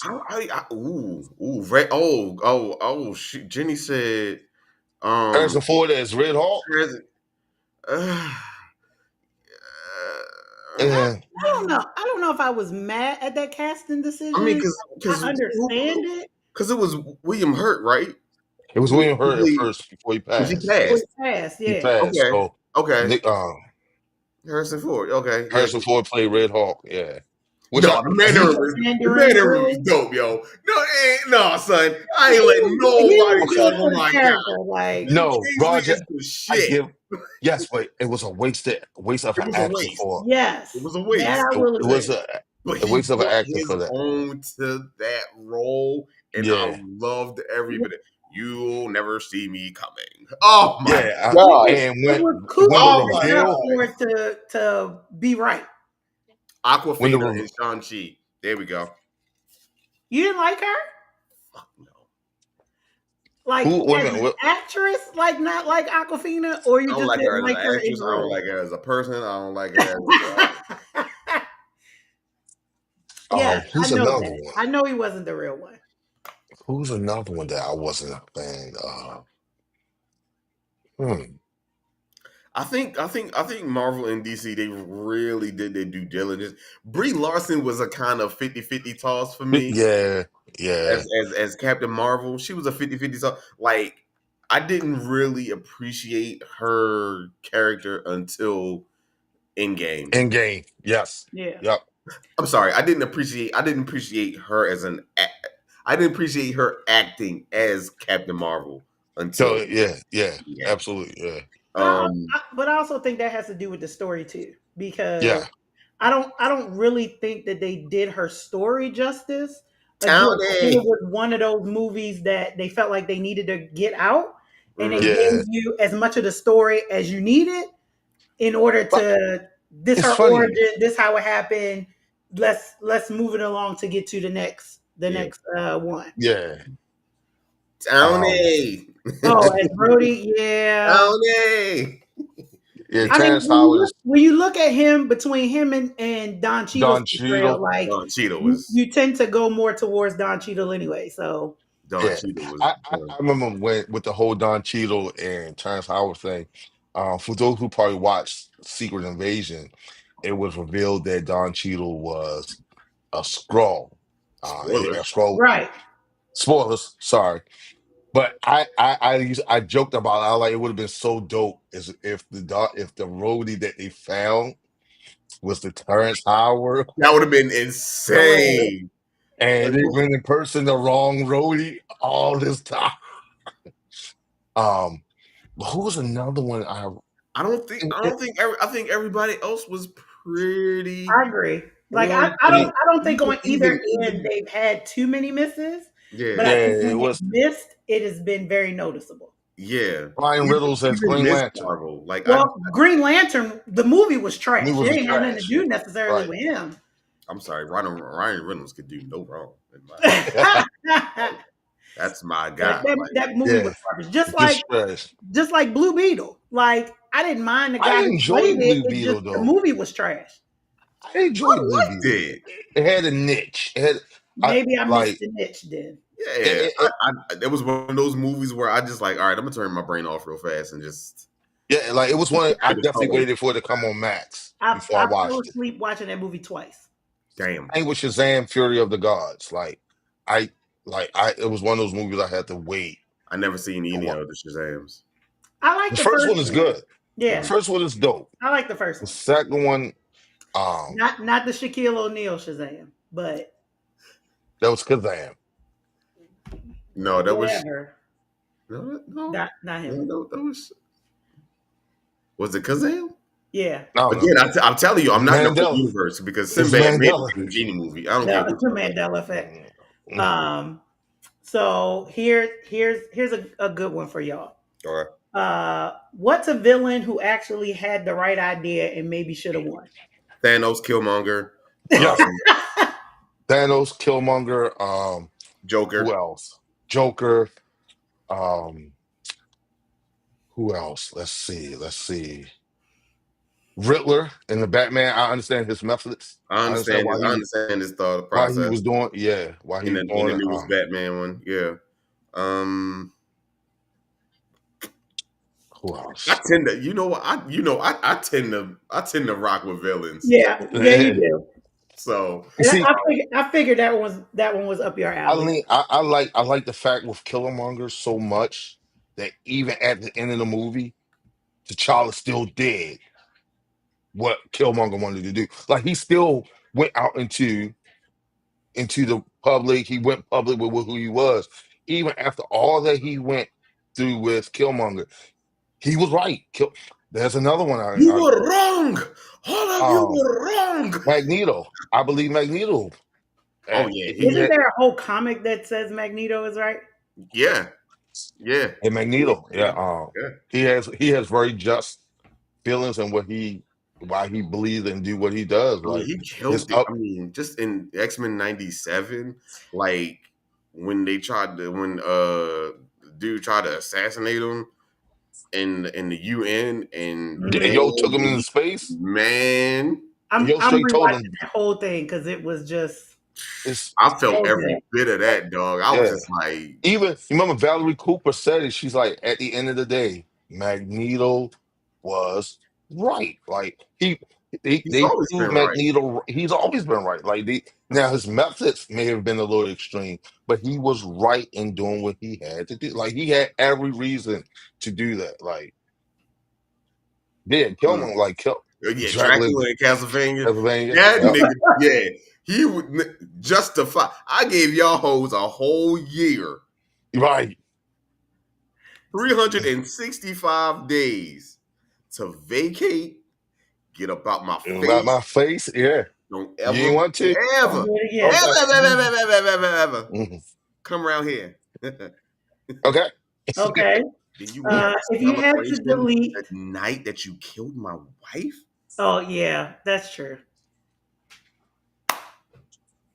Castlevania is a good show. Good show. All of I was them. late to the party. I was late to the party with it, but I caught it the first, but it is very much anime ish. So yeah. that's the realm of life that I live in. So very good. If you had to delete one major superhero from existence, so no movies, no comics, no merch, who's gone? Oh, Just what? And you had to tell me why. just I don't like you for this comment. I don't like you for Yeah, this. I'm. That's why they call it a hot take. I'm One, supposed to No, make you that's a think. dissertation, man. I got a you say Dissertation. one, one character. One character. Just Black what? Adam. Mm. Black Like not Adam. not crucial to any story? I don't think he's really crucial to any story, to be honest. Like, Yeah, I mean, you can have Shazam without Black Adam. right?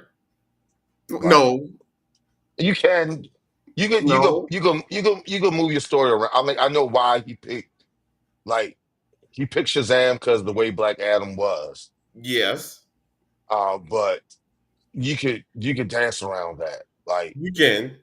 You can. you could definitely dance around to where Black Adam doesn't have to be an integral part of Shazam's history. Like at the end of the day, you can say Shazam was picked because of the goodness of who he was, which is really why he got picked.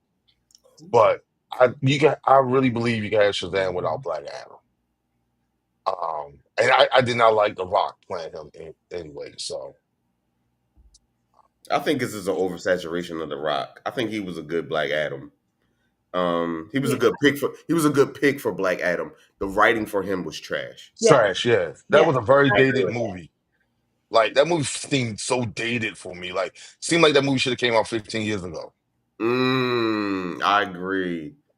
I Like I that agree with movie, that. like Yeah. that if it came out right around where X-Men and all that came out, it would fit perfectly in that little cul-de-sac of Mhm. Spider-Man and X-Men. Like it was just yeah, something about the movie was a little off about it. I like in it, yeah.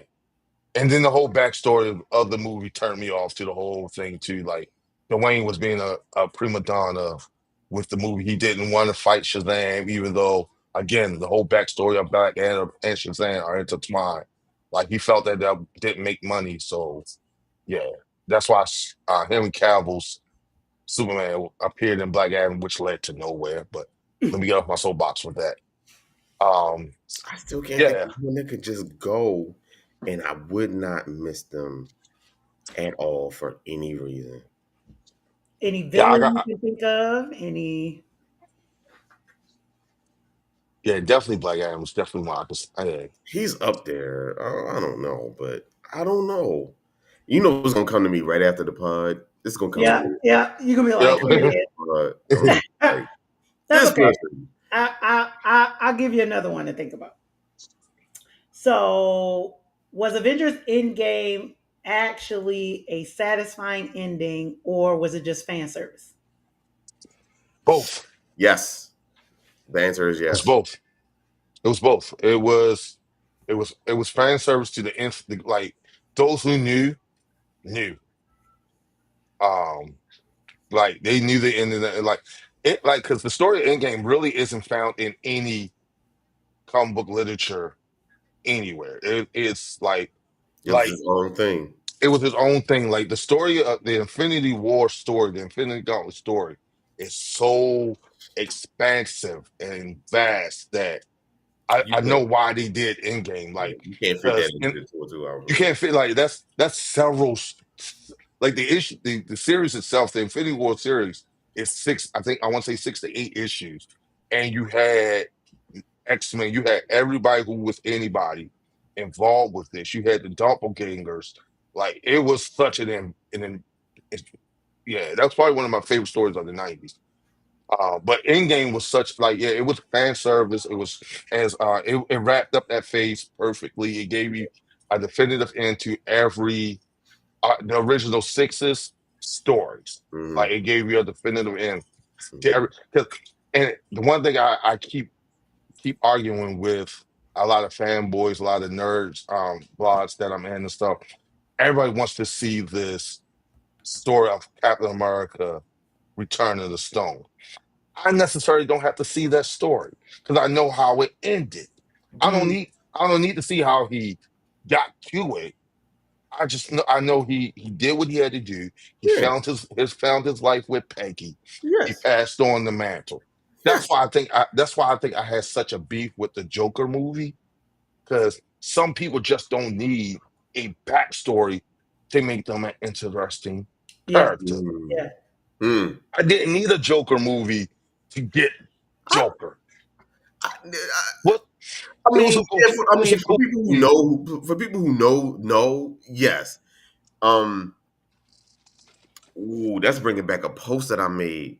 Like the Han Solo movie. I did not need a Han Solo origin movie. Agreed. No, that was no.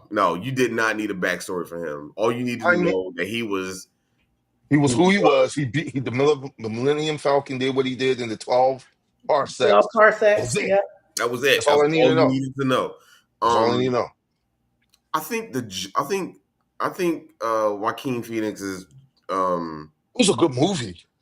Was he it a was good Joker and I movie? made a I don't post know. about this. He was an amazing Arthur Fletch, but a trash Joker. Joker. Good good one. Good one. But yeah, Endgame Um, definitely wrapped up the series. yeah, Eh, In game was satisfying. fine, yeah. Yeah, Okay. I I made didn't my wife feel see that like 4 times too. yeah, I never felt like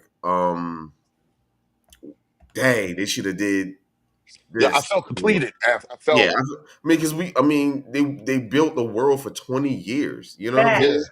Like it needed to end in some respect. Yeah, it definitely ended on a way that was satisfying. Like it was fan service and it was a great ending of a movie. Yeah. Yeah. Okay. It Right? definitely was a period. Yes. So last two questions. Um, let's talk missed opportunities, right? Which character or storyline did either Marvel or DC completely waste on screen? Marvel, Dark Phoenix. Yes. They went after it two times and screwed And on it both opportunities. missed royally. Miss royally on that. Mark, like I can't like, yeah. Dark Phoenix for me is the quintessential X-Men story. They came Has close with Famke. They Yeah, came somewhat close. the best telling we got that of that was the X-Men animated, and even and everybody say it was animated, so they no, it had nothing to do with it was animated. All you needed was a strong story. I went honestly, the closest it really came was Dark Phoenix because they incorporated space, they incorporated the shuttle, they incorporated Jean going into space and quintessentially being possessed by a Phoenix Force, where in the Fam Jazz, it was just a split personality. Hmm. Never really a split personality of her. It was a Mhm. whole different A whole entity different entity Yeah, a whole that that different. used her as possessed. a host, right? Yeah, but I think the Dark Phoenix, Ooh, Dark Phoenix, yes, that's another ooh, that's Sony. a good one. Sony screwed up. Only I yes, think Amazing Spider-Man had every chance to be just as good, if not better, than the Sam Raimi Spider-Man because you we got a comic book accurate suit mm-hmm, from there. I mm-hmm. think as much as I like um Sam Raimi's what's your name? That Tobey played Peter. Maguire. As much as I like Tobey Maguire's Peter, Andrew was I feel Andrew is the character's the spirit that like he tell we had Tom Holland. He best embodied the schoolboy Mm-hmm. feel of Peter Parker. He had the Yeah, joyfulness, the playfulness yeah, of being Peter Parker. Like the play with the webs when he was in school. Like he had the more joyful part of it. He had the comic book yeah, accurate suit. He did a little yeah. bit I more of would. the quips and comments while he fought. Mm-hmm. Like to me, Sam Raimi Spider Man was your dad's Spider Man. Amazing Spider Man was like the cool kid Spider Man. Amazing Like Spider-Man and his friends. it had that feel. It had that It vibe was to it. that. It definitely I was mean, that. the only thing I would take away from that I didn't like is the way they did Rhino. But again, that Rhino almost stuck true to the comic. It was a doofus stuck inside of a costume. I Which, agree. but as far as DC, I think Green Lantern was a missed opportunity Mm, for them. Yeah, terribly. they could have built an Amazing, like. amazing world off of that. But Because for those who know, there isn't just the Green Lanterns. There's blue, there's red, there's orange. Hopefully, we get to see that in the new Lantern series I that's can't coming wait for that. from yeah, yeah, yeah. Max. But yeah, I think Green Lantern was definitely a miss on DC. Even Jonah Hex was a miss because they had a strong Western. I mean, I'm just a stickler for Westerns. I like Westerns. Mm-hmm. Jonah Hex was a miss. Their whole DCEU to me was a miss. Like it was Yeah, just it yeah, it was just a big yeah. cluster. Like they really threw everything at the wall and saw what stick. Like, all right, Cyborg, cool. He was in the Teen Titans show that everybody liked. We gonna put him in the movie.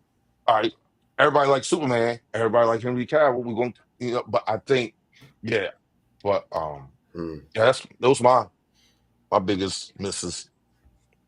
yeah. Okay. So last question. We are very much focused on Marvel and DC.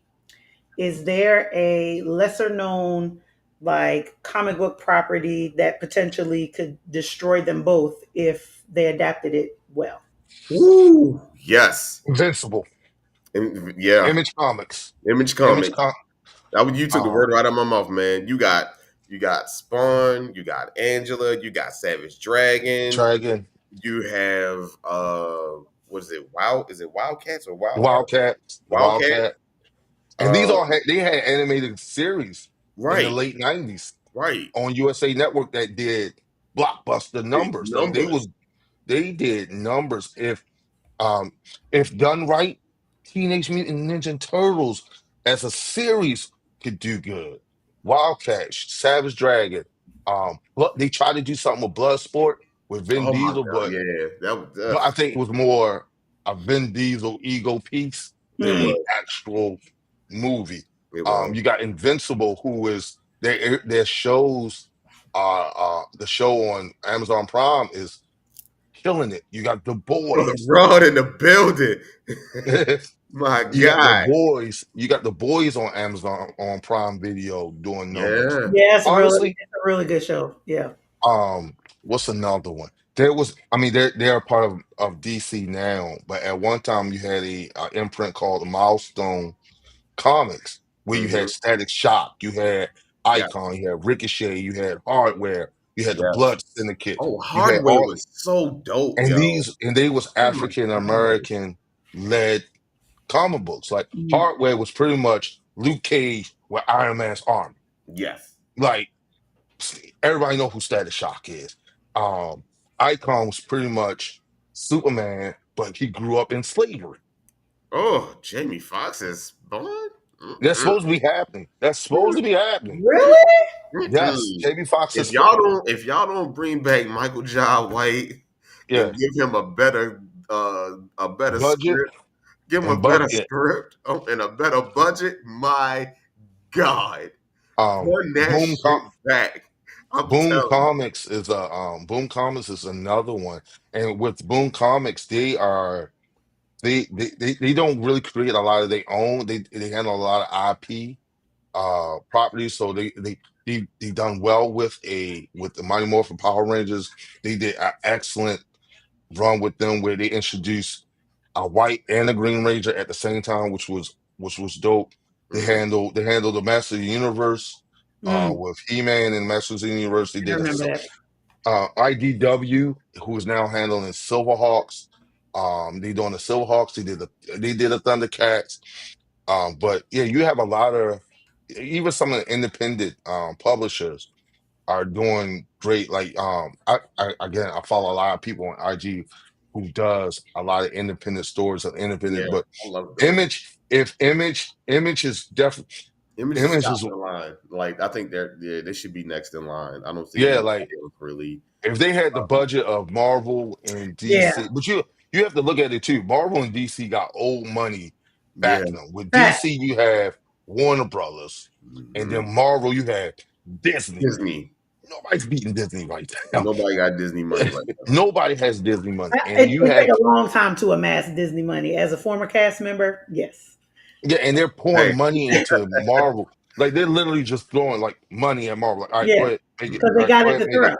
throw. mhm. Yeah, like they have it that like, but Image is definitely one of those. Yeah, Todd McFarlane. Yeah, he's still in the game. Yeah, Tom. He's still in the game. And like you said, he wants to make um this Spawn movie, and like Roger said, it's supposed to be with Jamie Foxx. I don't know if anything changed since Jamie's been sick and his health scare. How that moving along now, but Mhm. yeah, Image is definitely like A Savage Dragon movie will be if it was anything like the cartoons, it would be off the chain. Angela, as Charles So said, was a so with Savage Dragon, right? And this goes back to one of the previous questions that Kristen asked. Do you want a practical Savage Dragon or do you want a CGI Savage Dragon? give me a mixture of both. Like they could do. Give me how they did. Um, Give me how they did 1980s Teenage Mutant Ninja Turtles. Give me the practical suits. Give Mhm. me the like. I think because he's not. You don't have to overly CGI him. No. He's a dragon that happens to be a cop. There's not much to really have to do with him as far as movement. Run down the Mhm. street, shoot a gun, beat up a couple people. He doesn't have real powers per Right. se. Right. He's superhumanly strong and he Right. looks like a dragon. Okay. But yeah, if Image had the money them two publishers had, it'd be like car brands. You had the big three. You got you have Chevy, Cadillac. It would be Image, Marvel. DC. Like Mhm. Image is definitely one of them ones where they could they if yeah they can put out good stuff. Didn't they have another a team comic from Image, or was that another house? I can't remember. It was they were Only ones. teammates, but there was so dope characters, man. I mean, you gonna have to maybe look in the crates. Yeah, But I remember like USA Network had like that one one had a little block. like one dude. He was like really short, but he was funny and sarcastic. Tall redhead chick was on the. She was like really strong or something like that. God, I cannot remember that name of that comic. Look, here you go. Google, Look, look, my Google. man, Google it, Google it. Hilarious. Yeah, It was a and team. Hmm. this was Image. I It was want on to say it was, or it might have been another house. Image team. No, that's the Invincible. No, mm-mm. I'm But give me. I'll yeah, find it. yeah, You'll I'll yeah, find find it it. for you. Yep. yeah. Yeah. Because I used to buy them. They were really good. All Uh, right. Well, folks, very much come to the end of our show. I really do appreciate you guys for coming on and having this conversation. Like, I knew this was going to be a good one, especially with the combined knowledge of the two of you. So I'm, always happy to have you guys on whatever the topic, but this one was a really good one for me. So thank you, thank you, thank you. And as Thank you. always, I like to let people know what's happening in your world. So, Brian, since I introduced you first, I'm going to let Charles go first, and tell us what's happening in the world of DU, the Husband's Lounge, and any other endeavor that you would like to put out there for the people. all right. What's up, good people? It's your guy, Professor Charles here. One half of two different podcasts. One Two half of awesome podcasts. I Awesome. appreciate you, the brother. I Mhm. appreciate you, brother. You know, my first podcast is Dating University, where we discuss the good, the bad, and the ugly of all things dating and relationships. We have been rocking and rolling for about 8 years now. We have all, oh my God, we have 6 seasons on Spotify. Oh, that was the person that was crying about the two. Bye, Jenny. I remember you from the last time. Now Uh huh. Uh huh. anyway, you mustn't be stepping on my thing. Anyway, No, yeah, don't do so swabbles. watch it. Yeah, yeah. Catch us on Facebook and YouTube. And we also have the Husband's Lounge podcast. We are officially in season 2. We are rocking and rolling with that one. It's me and my co-host Anthony, and who is Little actually bro. Brian's younger brother, and we talk about the lives of husbands. There's a space for everybody else except for us. Hmm. So here we on the Husband's Lounge, it's a real safe space.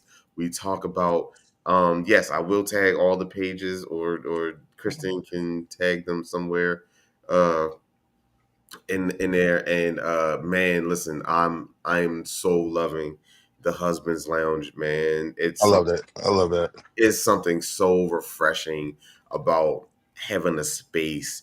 And it's not just for men, women. Most of our listeners are women, which is crazy.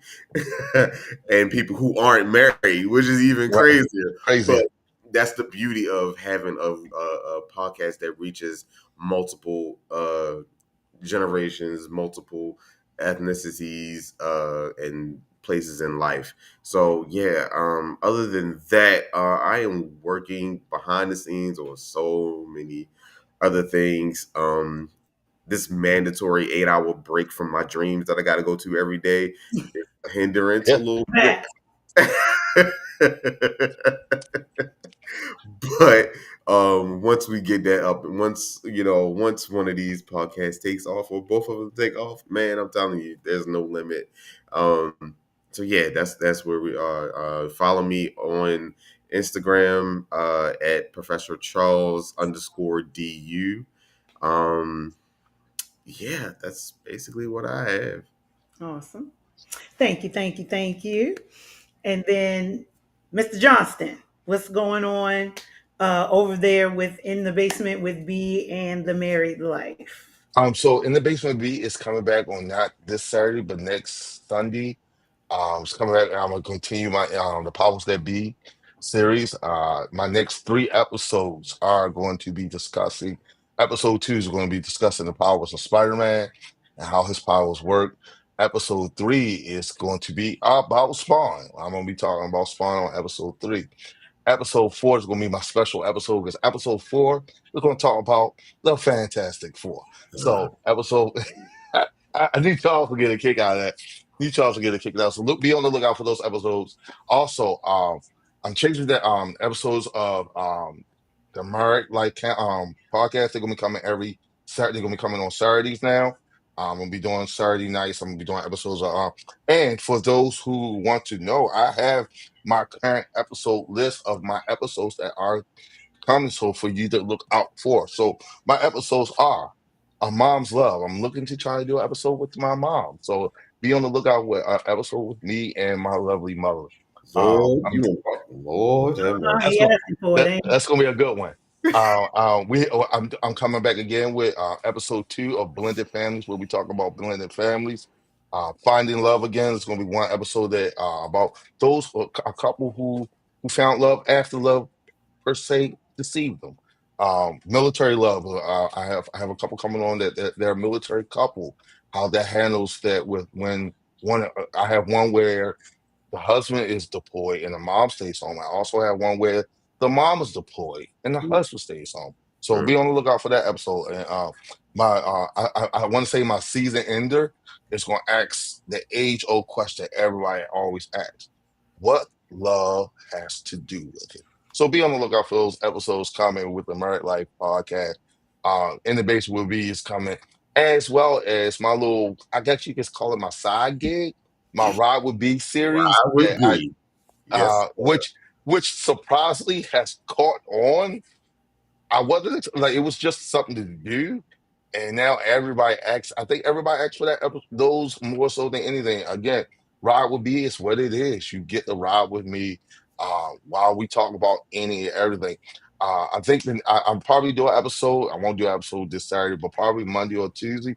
I'm gonna do an episode because I really want to talk about this whole thing. With I'm quite sure you've seen it on Facebook or seen it on Instagram, where the dad had bought shoes for one son, but not for Mm. his brothers. So that could be a dope husband lounge question too, Charles. So, but Mm, um, we're gonna talk about that. We're gonna talk about the yes, just that's. talk about just life in general. We're gonna ride out with B. So just be on the lookout for that. I appreciate those who are being patient with me when I as I make these. Because I am switching over. I'm gonna start doing more. I think the Merc life is not going to be as live as it used to be. I think we're going to be doing a lot of preempt just because I'm now having guests, so I have to take consideration their time as well. So a lot of the Merc life is going to be preempt, but you still could be able to see video because I am going to go on YouTube as well as starting on Spotify and Apple podcast as well. Same with I think in the baseball review, it's going to be more live as well because it's more of an interactive type of show. So, but definitely be on the lookout for those. I appreciate again y'all are looking out for me, looking out for me. Also, Johnston Strong Photography is back up and running in full effect. I've upgraded. I've done what I need to do to make sure Johnston Strong Photography is what the people want. So, bar mitzvahs, graduation, proms, church events, divorce parties, wedding, Wow. whatever it is you're celebrating and you need a photography for it, check out your man in Joshua Strong Photography. I'm going to be upgrading soon to add video to it as well. So be on the lookout for that. But Gonna other be than a that, one-stop that's shop. all I got for My brother got more hats than a Man, haberdashery. I'm telling you. Remember the old and living color with the Right. Jamaican you. family I on got the Jamaican. job? name jobs, you lazy bum. You're lazy. You're lazy. But again, guys, when we in our post tomorrow, when we talk more about the next show on the list, when I go to look for, well, actually, I'll do two separate posts. I'll do one that has all the links to everything that they have talked about, so you can you'll be able to find the Husband's Lounge, Dating University. In the Basement would be the Married Life Podcast, and I'll even put Brian's Instagram for the Johnston Photography all on the post. And then you'll also receive a new post talking about the next episode of Coffee and Tea. We're gearing up. We're still in the beginning stages, but my season ender will be in November. And this it's going to be a spicy conversation as a season ender. Just to kind of whet your appetite, we're going to be talking about the art of seduction. So, the two of you, stop it. So I would love to have several guests Love the on for extended. that one. And I may even do that as a whole bunch of people come over and we have an open discussion versus a virtual situation. So take a lot of moving parts for that. So that's why we're throwing it out there now. Plug But me in. it's a spicy conversation, and we almost got into it last year. Well, last season, I should say, when we did the Coffee and Tea After Dark. But since it was such a That's success with that one, I want to make that kind of conversation a season ender for Coffee and Tea because it just seems to keep people interested. So again, I've kept you guys on here long enough. Thank you so much. Be on the lookout for all. Am I cooking? More than likely, yes. But that's another conversation, man. We'll see you guys next time on the next episode of Coffee and Tea. Have a great night.